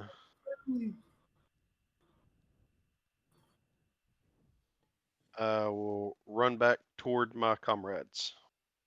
Okay, that sounds like a And end of good... turn. Okay, yeah, that's a good one. Then the lizard folk go. And I'm just going to go... They basically, because you moved now, you're basically just like, they have to move too. They don't really get an attack. So all of them are going to kind of move more towards... they're not going to try and get onto the boat. They're just going to move, I think... Here, I'm going to map it actually just to make sure I move them properly. Oh yeah, okay, so the really yellow one. Yeah, so they just like move right up into here. Actually, I'm gonna move them in formation too. They don't break formation. They're badass. They're like they seem pretty fucking ready to rock. All right. Yeah, and so luckily Teddy, ran away, and they were gonna go after him. But now they think that they're gonna swim. It looks like now instead of boarding over here, they're gonna try and like maybe go over here and just land on the beach. They're gonna storm the beach. Cailegh, your turn, bud. Okay. Yeah,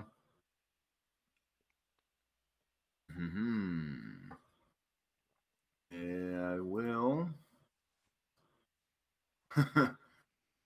Well, okay, let's see. From there I can see them. So I am going to what's that? I'm going to sneak on back here to be a little more obscure and draw my scimitar. Okay, cool. Yeah. So you kind of like, are you attempting to hide? I Because am. you have an action. Okay. So I think hiding is always a stealth check, right? Yes. Yeah. So I'll get you to roll your stealth check, and then I'll let you know if you get in. So you're out of their view, but you don't really have anything to hide behind, so you're not hidden. Does that make sense? Yep. Yeah. Who's hiding? Cailegh is trying to hide just behind this sort of like edge here. Does that make sense? Oh, well, you said that was 8 foot up, so he's actually Yeah, he's can't like, see them. he's out of vision. I said that, but he's not Yeah. Okay. in hiding. Yeah. Yeah. Gotcha. Yep. So yeah, it's like 8 feet up. That's why you went over there. He's definitely not in their view, but he isn't hiding actively, 'cause he failed the roll. So, Yep. Me. my turn. I'm gonna start blasting these bitches.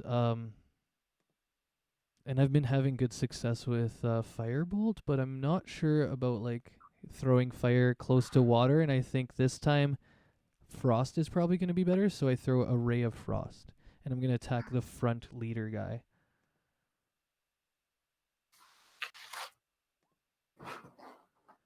Okay, my shit's being really slow. The roll is 10. That is definitely going to miss. I'm just going to bring it up to make sure, and I'm going to keep it up now that we're in the fight. Yeah, 10 is a miss, so he just like clearly misses, and I am still super scared of these guys.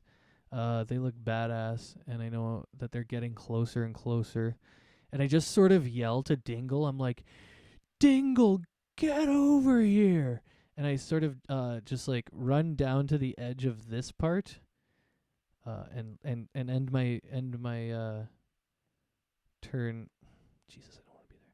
Right beside Cailegh. So like, You got off the boat? yeah, exactly. So I kind of just like jumped down the boat, and I was gonna do like an acrobatics or whatever, but even if I fail it, I'm just there. Like, it's just, yeah. So yeah, I'm just there now, and it'll be Dingle's turn, and yeah, go ahead, Ding. All right. So I guess I'm gonna cast Ray of Frost on him really quick. Okay, sounds good. And oh man,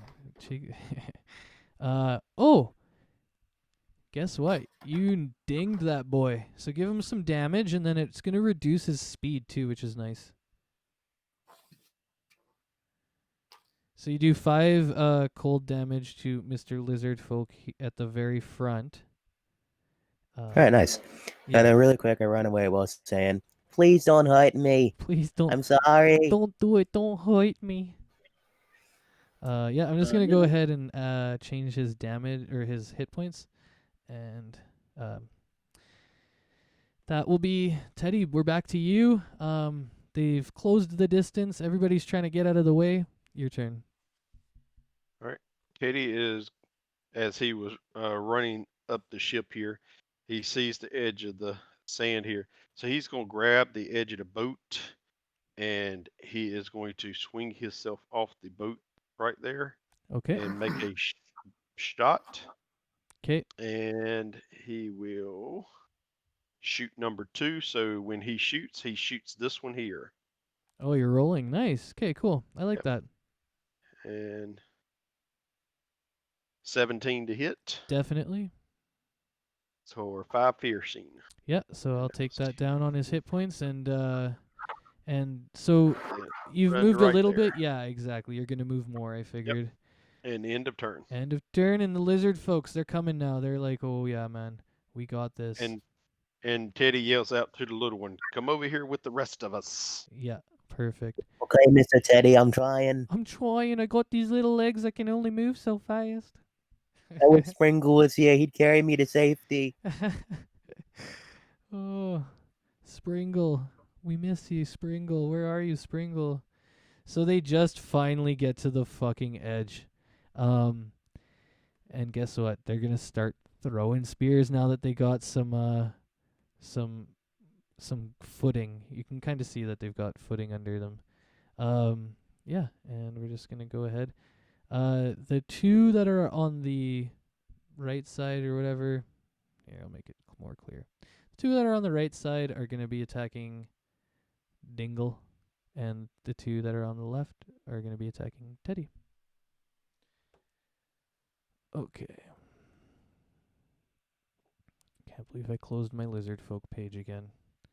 Normally I just hide it like in this like little weird spot. Haven't been doing that today. Oh, there it is. So, where is it? Yeah, here it is. Spear. No, javelin. Ranged. So we're going to do 4 of these. The first 2 will be for Teddy, and you can just let me know if they hit. Miss. And hit. Okay, so I'll roll the damage on that one. 5. Okay. Okay, we're going to need some healing after this, bitch. All right, and then the other 2 will go towards Dingle. Dingle, what's your AC? 13. No. That hits. That's really what I didn't want to see. That's not good. So All right, I think I'm down. yeah, I think so too. Unfortunately, I wasn't expecting that. So you are down, and when you go down, the other lizard folk sees that, and he's like, "Okay, I'm just gonna go ahead and attack Teddy." And I wonder if that very, very far one can even reach you. I'm actually just gonna check that very far guy on this attack. Ooh. Yeah, so the far one can't even reach you. So after he sees Dingle go down, he just kind of turns his attention to you. But he can't really throw a javelin at you or anything, unfortunately. Yeah, so jeez Louise. Okay.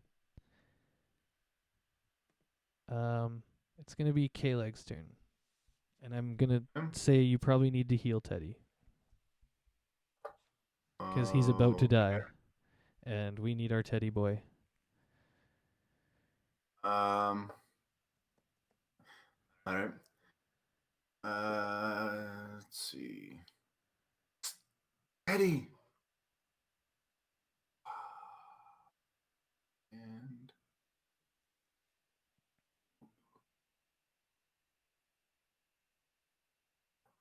Cool. So you heal him for 6, right? Yep. And Teddy, you can go ahead and add that. You did. Perfect. Yep. And do you have anything else you can do?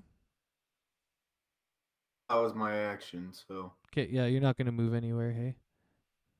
nope, not until I can do something. Okay. So No, you can. Healing word is a bonus action. oh, is it? Yes, healing word is a bonus action.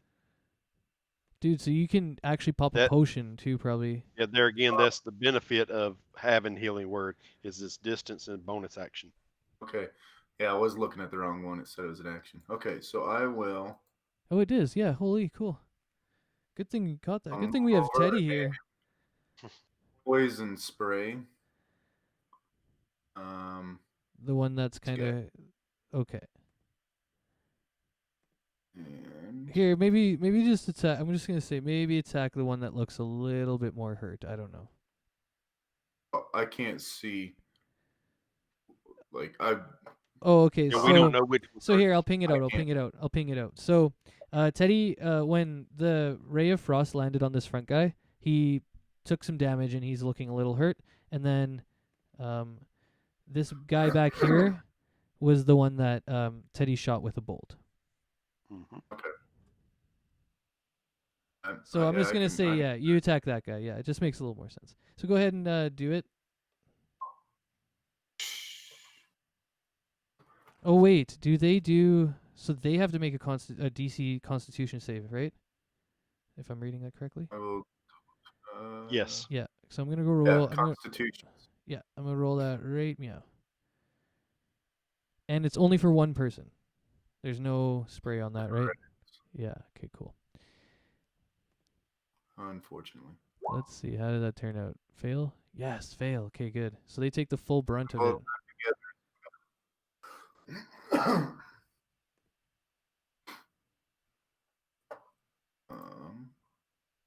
So it's 2 damage that he takes?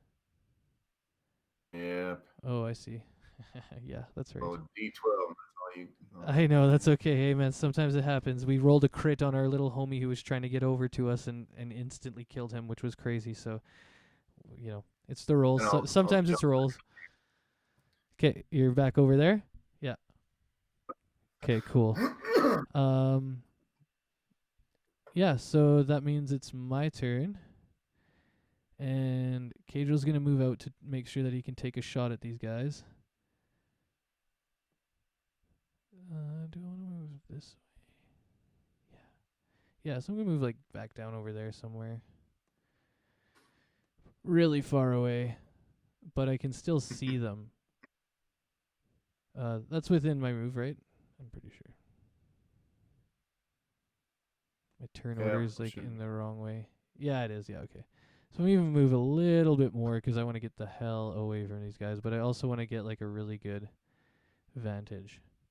Yeah, and so this little pointy thing that Cailegh is under is it's just a little cone. It's not straight forward down. So I'm just gonna move you just a little bit back there because you're trying to hide again, right? Yeah. Yeah. Okay. So you're against the bow of it. Yeah.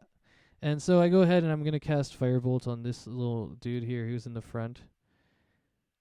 Let's see how this works. Hopefully I've got the good rolls that I had before. Oh my god. It's taking forever today. Actually, just 1 second. I'm going to quickly shut down my stream here because looks like we lost all of our viewers. It's going to make my thing go really quick. Stop streaming. Perfect. Okay. And I am rolling Firebolt. And I just miss. Just go wide, unfortunately. And we see that the dudes are not very happy. They are not the happiest dudes that we are throwing fireballs at them. Yeah. So I guess we are all the way back to Mr. Cailegh. Oh, it's oh yeah, Dingles. Yeah. Unfortunately, Dingle is down and we can't. Oh, we should have healed Dingle. What are we doing? Why, Jesus. It's okay, guys. I know you meant to. Can you make it? I know. Teddy yells out to the one that just healed and says, "Take care of the one that's down next." Yeah. And I had pretend to play. I play dead. 30. I run over toward him. Okay. And I will shoot at that one. Perfect. Okay. That will hit, I think. Yeah. Oh yeah. For 9 piercing. All right, and that's the guy we've been bullying on. Yeah, that's the one that was hit the over front. here. Yeah. Yeah. So he's looking really beat up now. He's he's bleeding and shit. He doesn't look happy. He's coming down. And that's the end of your turn. End of turn. Yeah. Okay. Cool. So now these lizard folk, they saw that frickin' bolt fly by them, and so Kaedral's taken the attention of a couple of these guys by throwing those bolts, and they're gonna move up and start trying to toss things at Kae'dral. There, these two guys right here. They go there. And then these guys, they're gonna do the same thing. But I don't think. Just looking at their javelins, I'm like wondering. Oh yeah, okay. So yeah, they kind of move over here too, and just like step into range of throwing their javelins at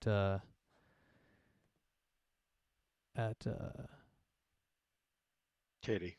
Yeah, I'm just wondering though. So guys, when a character has a javelin as part of its kit, but it has some other things as its kit, and it can use it as a thrown weapon or a melee weapon. When they use it as a thrown weapon, do they lose it? Yep. Okay. Because this is wherever they threw it until they picked it up. Okay, so they actually can't attack this round. They have to go and like find all of their shit. So, yeah, so these guys are like picking up their pikes, I guess now, and these guys have to like run over towards Teddy, but like I'm just wondering, okay, they were over here. I'm just wondering if they're gonna make it. They weren't quite there. They were like at the edge.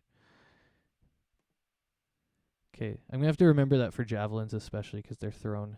Well, remember too, javelins. Most characters start out with 5. Oh, Yeah, javelins is like a sheath thing. They usually start out with 5. Okay, but these guys are carrying a whole bunch of other shit. So I mean, that's I'm not all up gonna to you. allow them to have 5 because they also have like a heavy club, they have a spiked shield, they have a bunch of other stuff that they're carrying.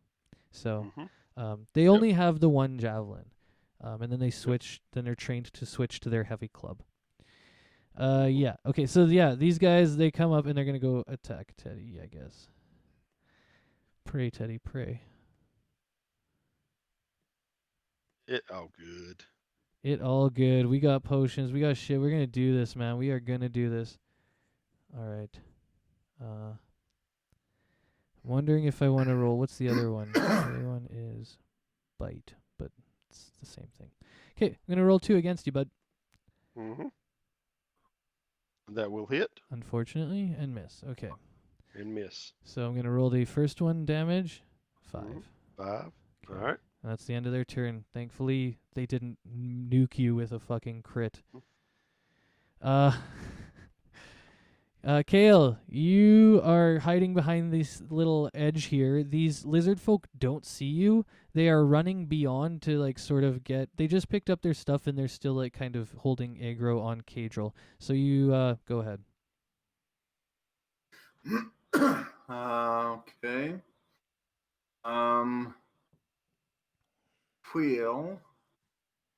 Well, I'll go ahead and poison spray again. You might want to heal one of our our dude who's down. Can you do it again? Oh yeah, cool. Got you. Okay. So go, kill that motherfucker. Okay. Let's just hope it does a little better this time. Sounds good. Okay, it does 10. This is big. I'm gonna roll his Constitution save. Oh Just my made god. it. Oh my god. So he makes it somehow. Wait, he takes half damage though, right?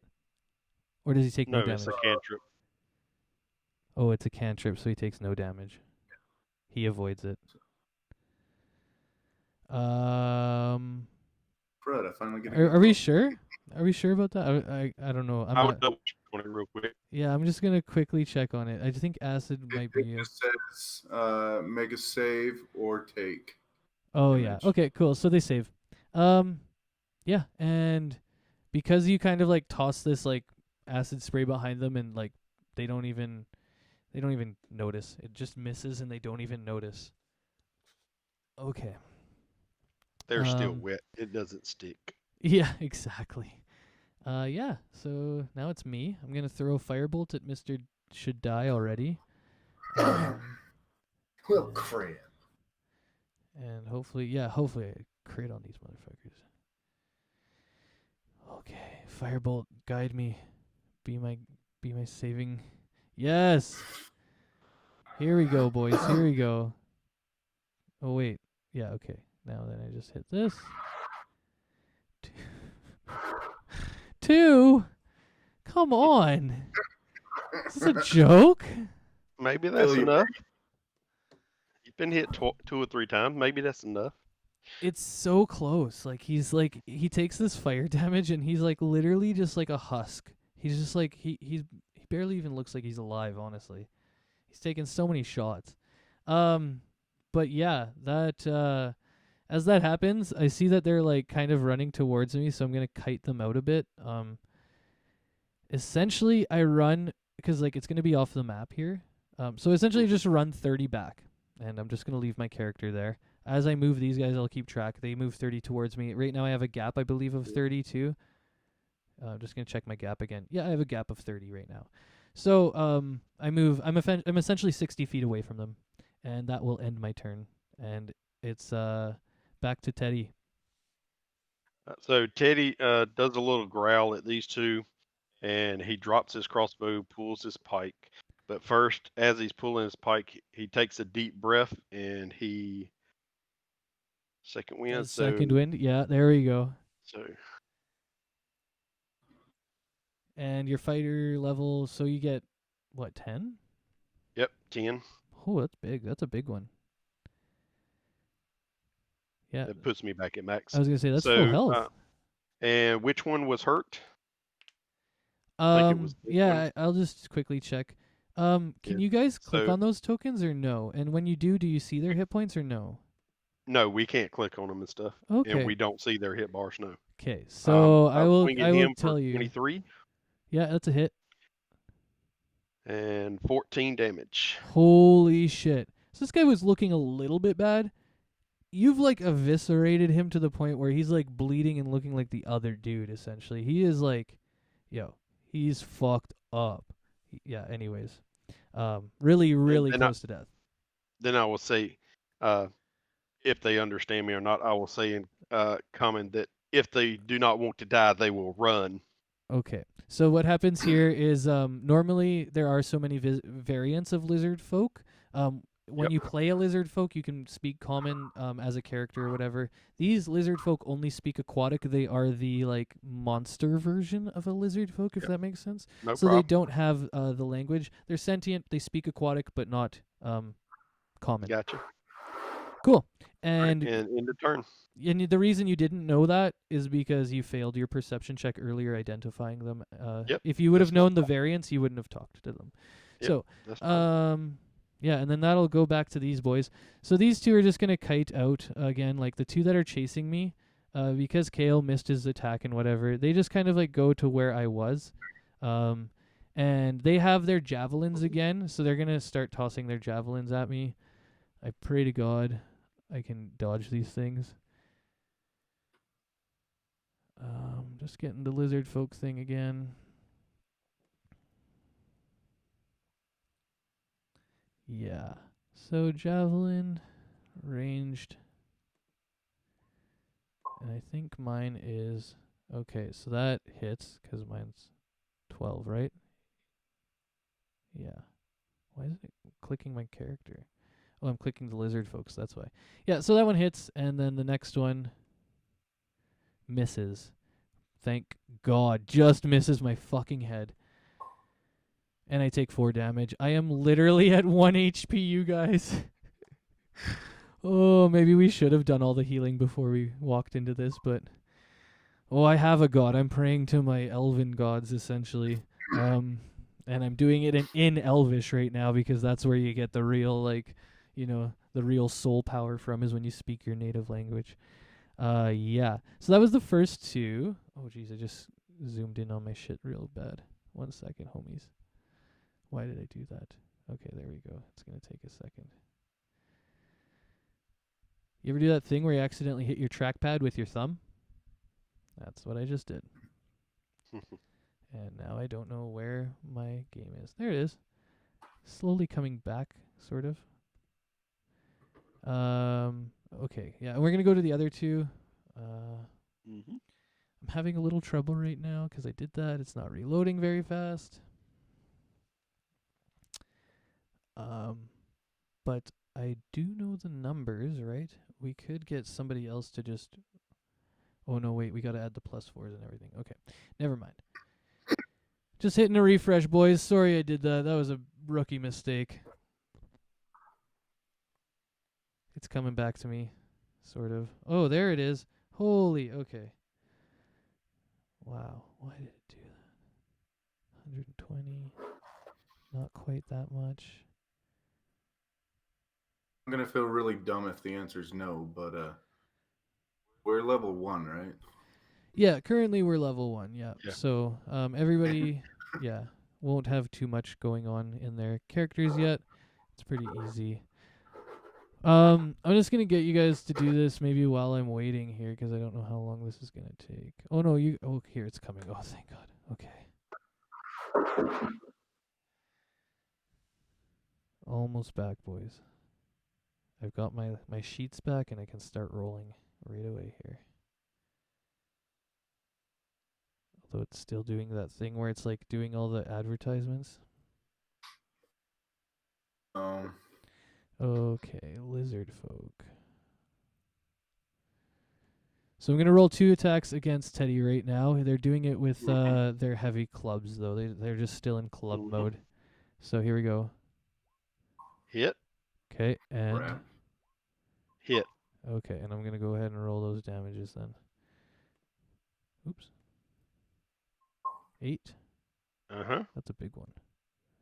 Oh And 8. no!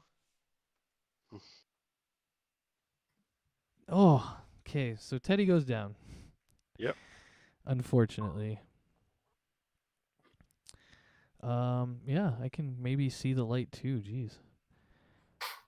I don't know what to do here.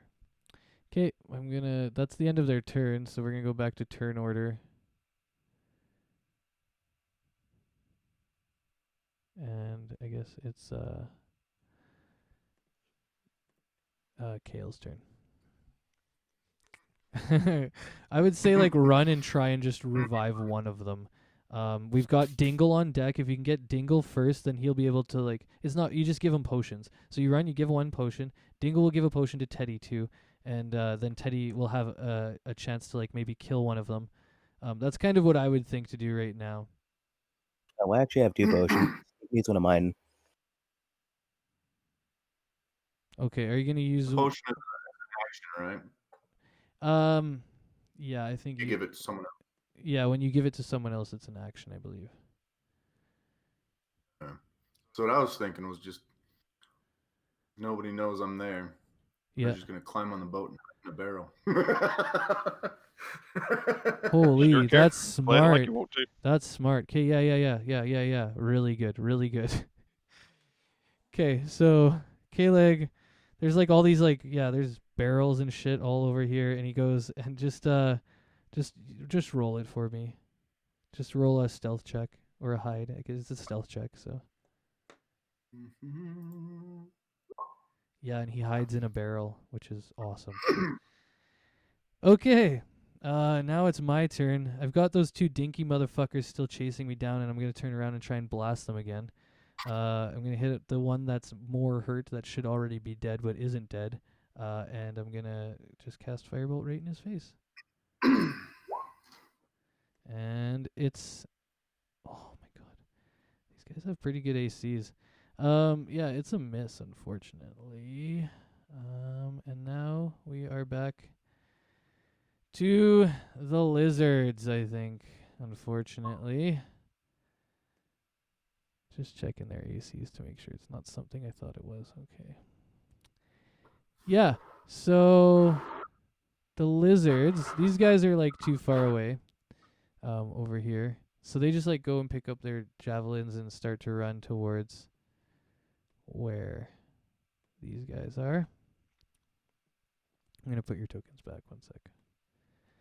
And I'm like, so these guys that I just moved are 30 feet away from the other lizards that are 30 feet away from me. So they're 60 feet away from me. The only ones that can attack me are the 2 that are in front. They can move essentially right up to me and club me. So I'm going to roll those, and we're going to get clubbed. So, one part you're forgetting is he should have rolled 2 death saves, and I just rolled a death save. Oh yeah, sorry, I yeah. skipped your whole turns there. Jesus.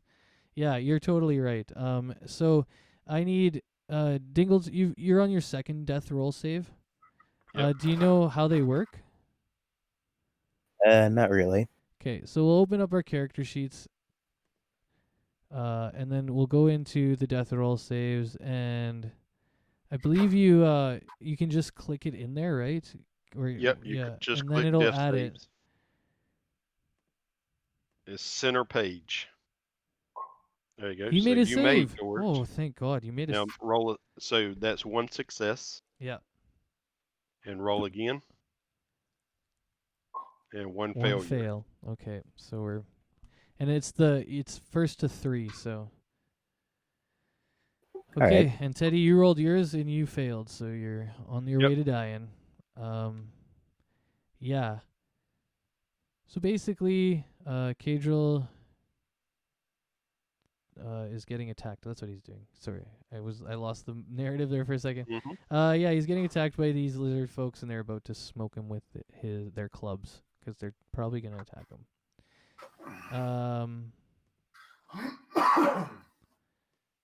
Miss, Boys.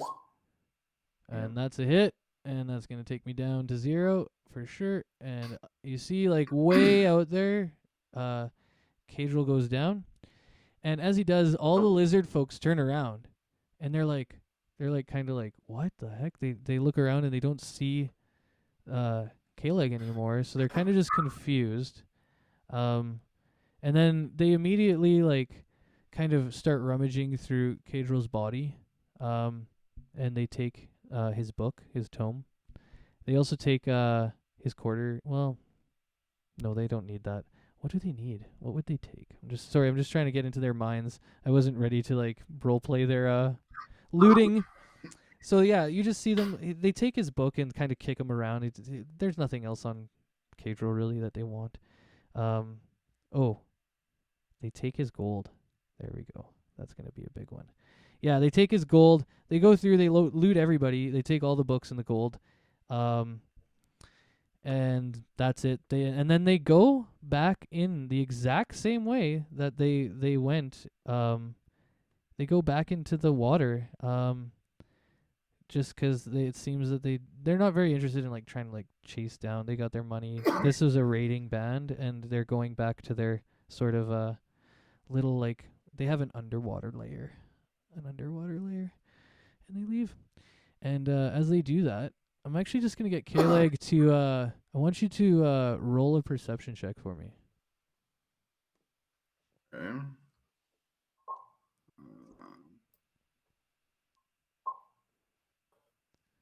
Okay. I don't think you guys need to roll death saves anymore, as the combat has ended. Nope, we're still unconscious. If a round takes place, we still have to Oh, so that was the end Oh. of. Yeah. Okay, cool. officially Yeah, that was turn the order end of doesn't- their turn order, and at the end of the turn order, then you have to roll your death saves again. Yeah. But now that it's ended, because there is no other rounds ahead, are you just sitting there? We're basically there unconscious. Yeah, But you're there unconscious and wounded. officially, we still roll death saves. If we die, we die, and if Okay, we well, I think don't, we don't. Cailegh's about to come heal you, so I don't think I'm gonna get you to roll those. Yeah. Because Dingle's essentially, on 2 saves. I'm on 1 and 1. So yeah, exactly, yeah, and Dingle's also on 1 fail. So yeah, 'cause he's got the extra round on you. Yeah, so basically, when you see them go back into the water, because you're just like kind of peeking out of the thing. You also see that they sort of peeking out of the dinghy. yeah, exactly. They sort of have they illuminate. They like say this word and they illuminate this like globe thing, and they take this globe thing back down into the water, and you can kind of see like where they're going in the water. But they totally disappear, and I don't think we have any way to chase them down or anything. Not that we would want to. So yeah, I'll just get you to go ahead and pick somebody to heal. I guess with their potions or yours. And I don't have any more, and I don't think anybody used any others, right? Not yet. Not yet. No, not yet. But I do have 2 though. I can use one new. Okay. Well, head to Teddy first. Okay, so you get Teddy up. Awesome. He's got 8 points of health. Okay. I point to McDuffet there, Dingle, and tell Teddy to look after him, and I head off Okay. to where. So I give Dingle one of his potions. Cool. Sounds good. So Dingle, how many potions did you have to begin with? I had 2 potions. Okay, so you'll have 1 potion now. Teddy, do you just want to roll those macros for us then? You can just do it for the next 2 as well. Yeah. It's 5 for Dingle, 8 for me. Cool. And I only heal up to 7 because that's my max HP. All right, so we come back from consciousness, and Kaedral's like, that was, I couldn't believe that fight. They just I thought I destroyed was us. going to meet David Jones. Hey guys, I think we won. Hey, where's my money? My money, it's gone, and my book, my tome, it's gone. I can't I mean, believe the tome I it. don't really care about actually. I was gonna sell it anyways, but my money, I kind of need that. I wish I could give it back. I'm really hurt now too. This is not good. I just And kind of glance around nonchalantly, and I'm like, oh yeah, they must have robbed everybody. Oh yeah, good thing they robbed you too. I would have been jealous if they didn't. yeah, I would have been too. But wait, who revived us then? I like to think there's my god Agma. Praise Agma. Awesome. Well, You I think guys have been unconscious for a while. yeah. And right now, Kaedral's actually the only person who can put it together because he saw the other 2 people go down. So between Teddy and Dingle, they don't know who did it. So Kaedral just kind of goes, well, I guess that's a mystery for later. And he says, well, after such a harrowing fight, I think we must take a long rest. There's no way we can continue on without healing up more and getting our spells back. I think we should pitch here and hunker down for the night. What do you think? Yeah, that sounds good. That means I can take the javelin on my back. Speaking of Awesome. which, hey Teddy, can you give me a hand with that? It's safe to be so close to the water. True. Let us take a look. I'm just trying to wrap it up because we're coming up to 4, and that's normally the time I'd wrap it up. But we've got some extra time here. I'm gonna RP our next little spot here. So, everybody just roll a perception check, I guess. Let's just do that. Good question. 'Cause we're- That tome they took, is it the same that we all had? Yeah, or- they're all the same tome. So luckily, Cailegh still has his. I couldn't and- remember nice, if you I had a got it separate. Oh, Oh, what's that? I got a crit. Cool. Nice. Yeah. Was there something else that somebody was saying? I was just talking about the tomes. I couldn't remember if you had a separate tome. Oh yeah, no, they're all the same. Luckily, and it's the same tome we found originally off the first dead guys. Okay. So I go ahead. was gonna say at some point I'll just walk up to Kae'dral and be like, do you need this? I show the tome that I still have. And Kae'dral kind of opens his eyes wide, and he's like, "I'm glad you held on to that. I'm very glad." And he kind of just says, he kind of nods his head, and he says, I think you can hang on to it though. You seem like you're just as good an option as me." And then so we say, yeah, whoever said that is it a good idea to camp next to the water kind of gets us all thinking about, oh no, we should definitely find a different spot. And Kae'dral kind of says, well, let's look around and see what we can see. And Dingle kind of comes out over here, and he sees like way the fuck off in the distance some boats, and the boats are Empire boats, and you can see that they're landing. They're landing on the shore. There's 4 boats and 12 people, or 12 humanoids, I should say, and they're all landing, and they're making like a big camp. Like you can tell they're already making a big camp. They've started fires, and there's tents around, and it looks like because you know the Empire is a relatively friendly faction and will give travelers like some sort of like um, shelter or protection. Dingle kind of like points off in that direction and says, "Hey, I see a camp or something. You can go ahead and do that." Hey guys, I see the Imperial fleet in their camps and stuff. We can go there and rest. Trust me, my clan is very friendly with them. Trust me, they'll love us. It'll be great. I'm nobility, so they should let us in anyways. As long as you guys are my friends. So come on, guys, let's go. That sounds wonderful. I have friends amongst the Empire too.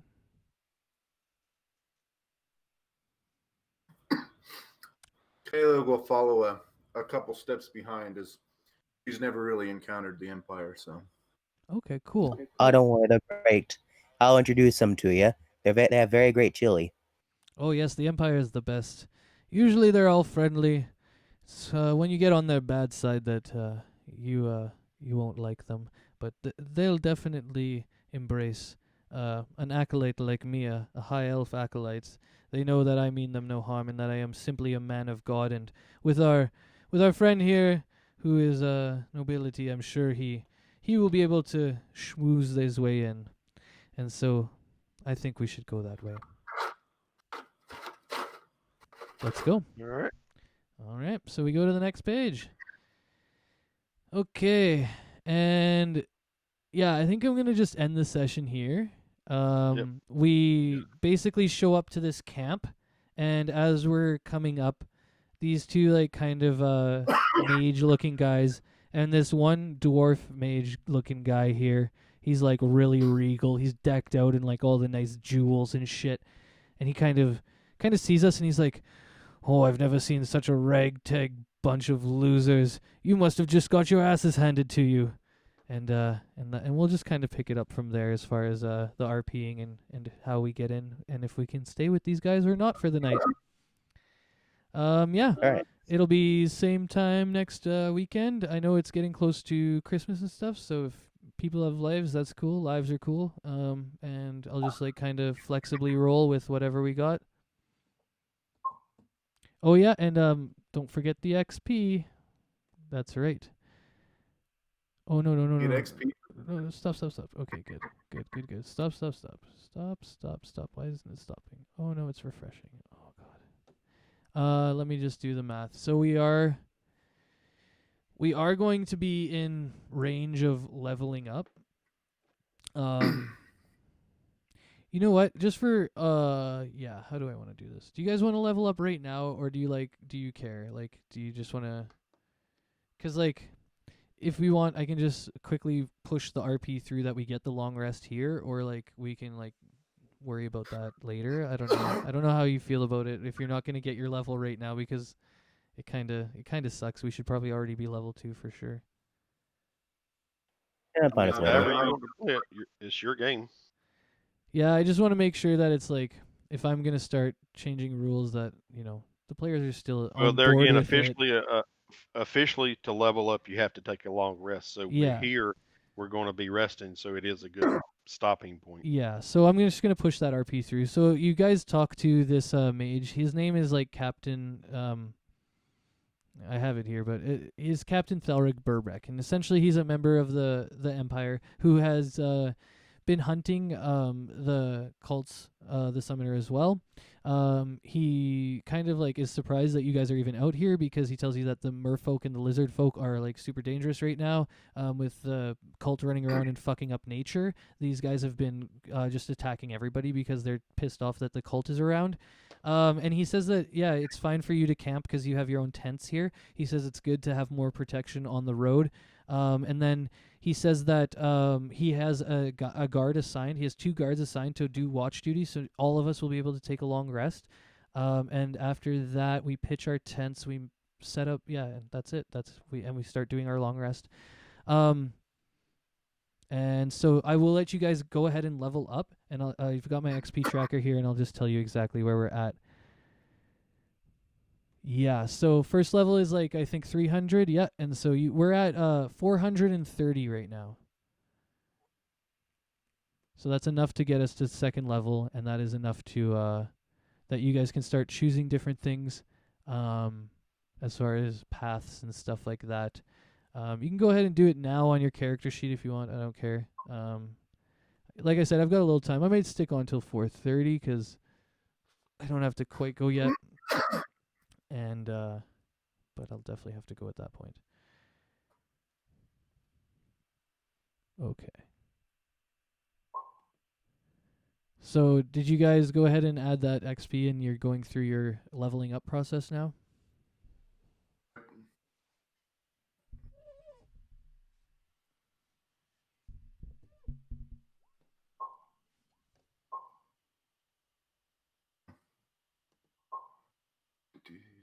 Ooh.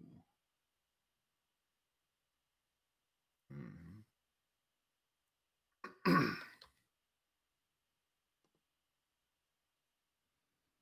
What did I say? 4:30? Just gonna do my sheet too here. I think so. I'm already off of that page. Yeah, I know, right? All right, I'm good. All right, cool. Yeah. It's gonna be next Sunday, right? Yeah, next Sunday, same time, same place. All right, nice. All right, see you all then. Yeah, have a good one, bud. Thanks for coming in. You're good, mate. You're welcome.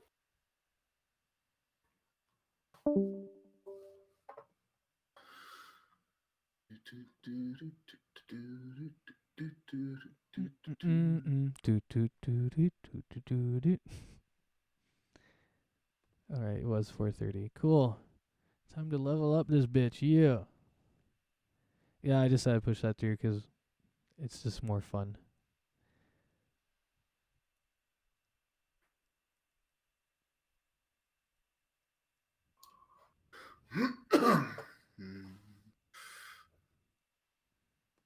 Are you guys doing the character mancer level up, or are you just gonna add it?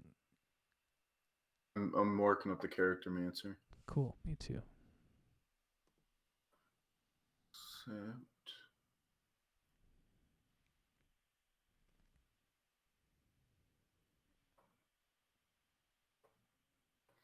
But they only have one circle for the druids. Oh yeah, you have to add all that. So, basically, leave your circle for now. We can go through it at the beginning of the next session. Because I'll have to do the same thing with my tradition unless they have illusion. No, they don't. Yeah. It's I weird figured. that they just have like One. even background. Yeah, There's I only know. app. It's like add that shit in already. Come on, Roll20. But yeah. Well, we can add those in, or you can probably do it yourself too. You know how to manually edit your sheet, I think, and I think you can do it. So, if you do it yourself, I can just come back and check it next one. Okay. Cool. Awesome. Well, it's just you and me here now. Let's see. I might go through it. I'm gonna stick till at least 420, I think so. Choose. Oh yeah. Fuck. You can't even choose custom too, which is the worst. Right. It's like I want to just do it custom wise. Come on, guys. What's this one? Evocation. That's like, oh, I hate evocation. That's, yeah. Okay. So I'm just gonna go back. I'm gonna back right out of this.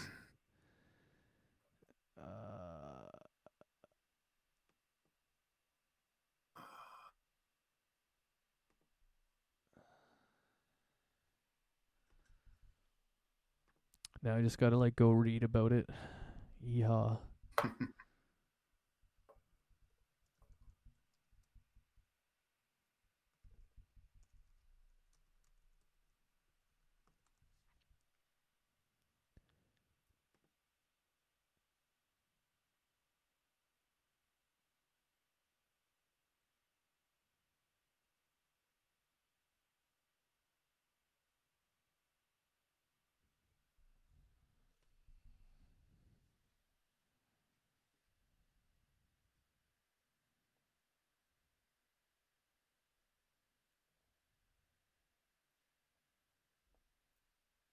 Yeah, that fight went a little awry. I realized I should have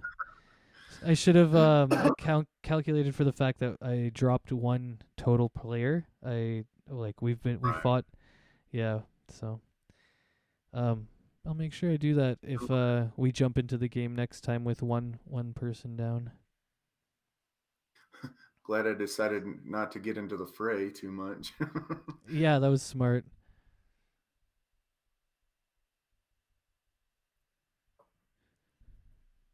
Yeah. Yeah, and I was surprised that our little homie got critted right off the bat.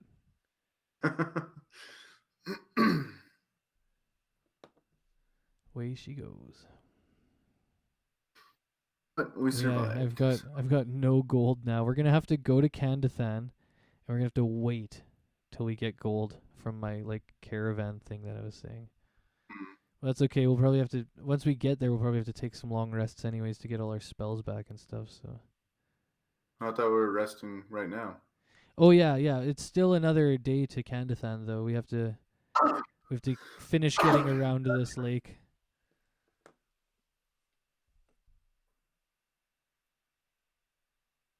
So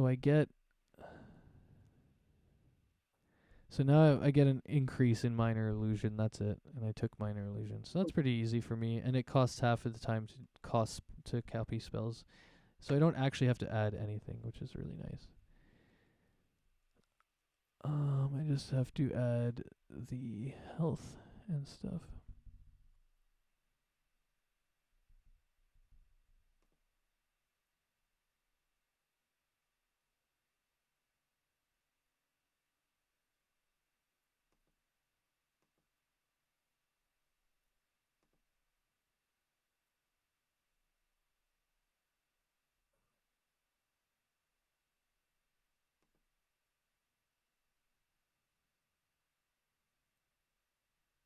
Oh yeah, and I get 2 new spells. I forgot all about that. Yeah, I'm going through and trying to pick mine now. Oh yeah, that's gonna be tough. There's so many too.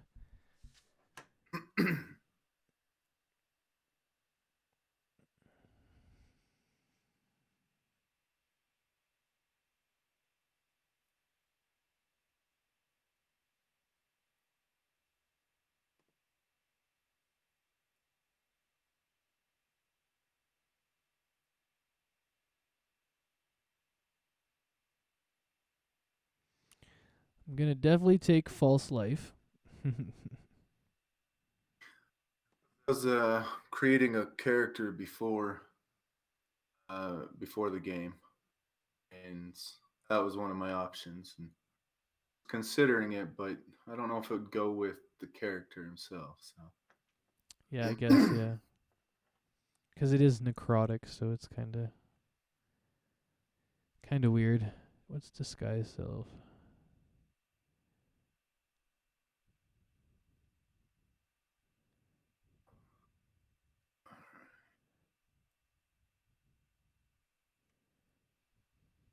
No, I don't need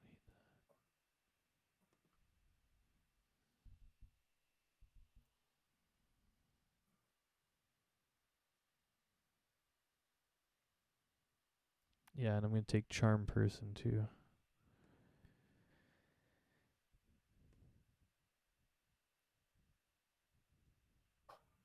all right. Boom, got it done.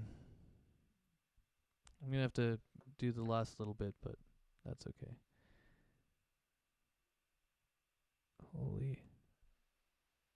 There we go.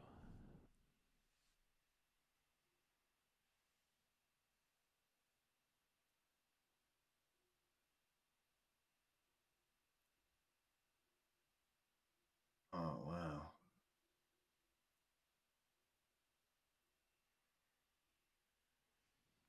Boom, all good. Current hit points 12. Slick, slick, slick. Huh.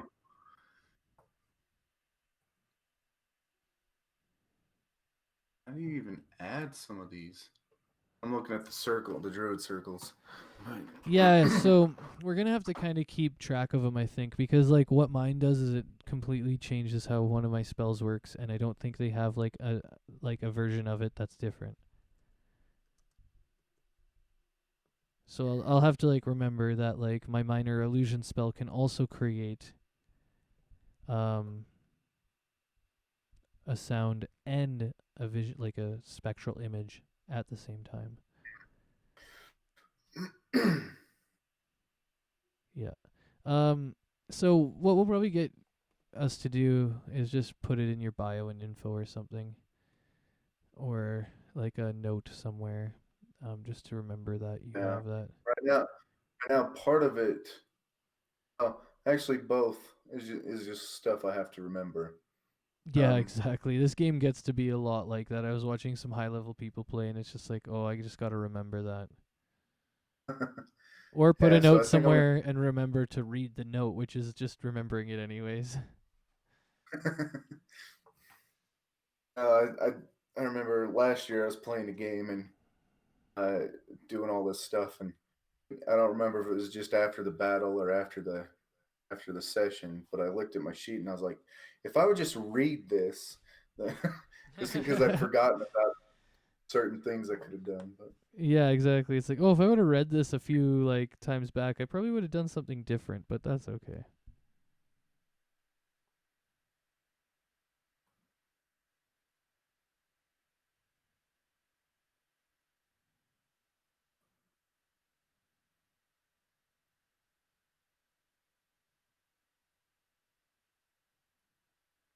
Cool, cool. So I'm gonna head out. Yeah, it's been good. I'll see you next weekend probably. yep. Cool, cool. All right, talk to you then. Ciao. But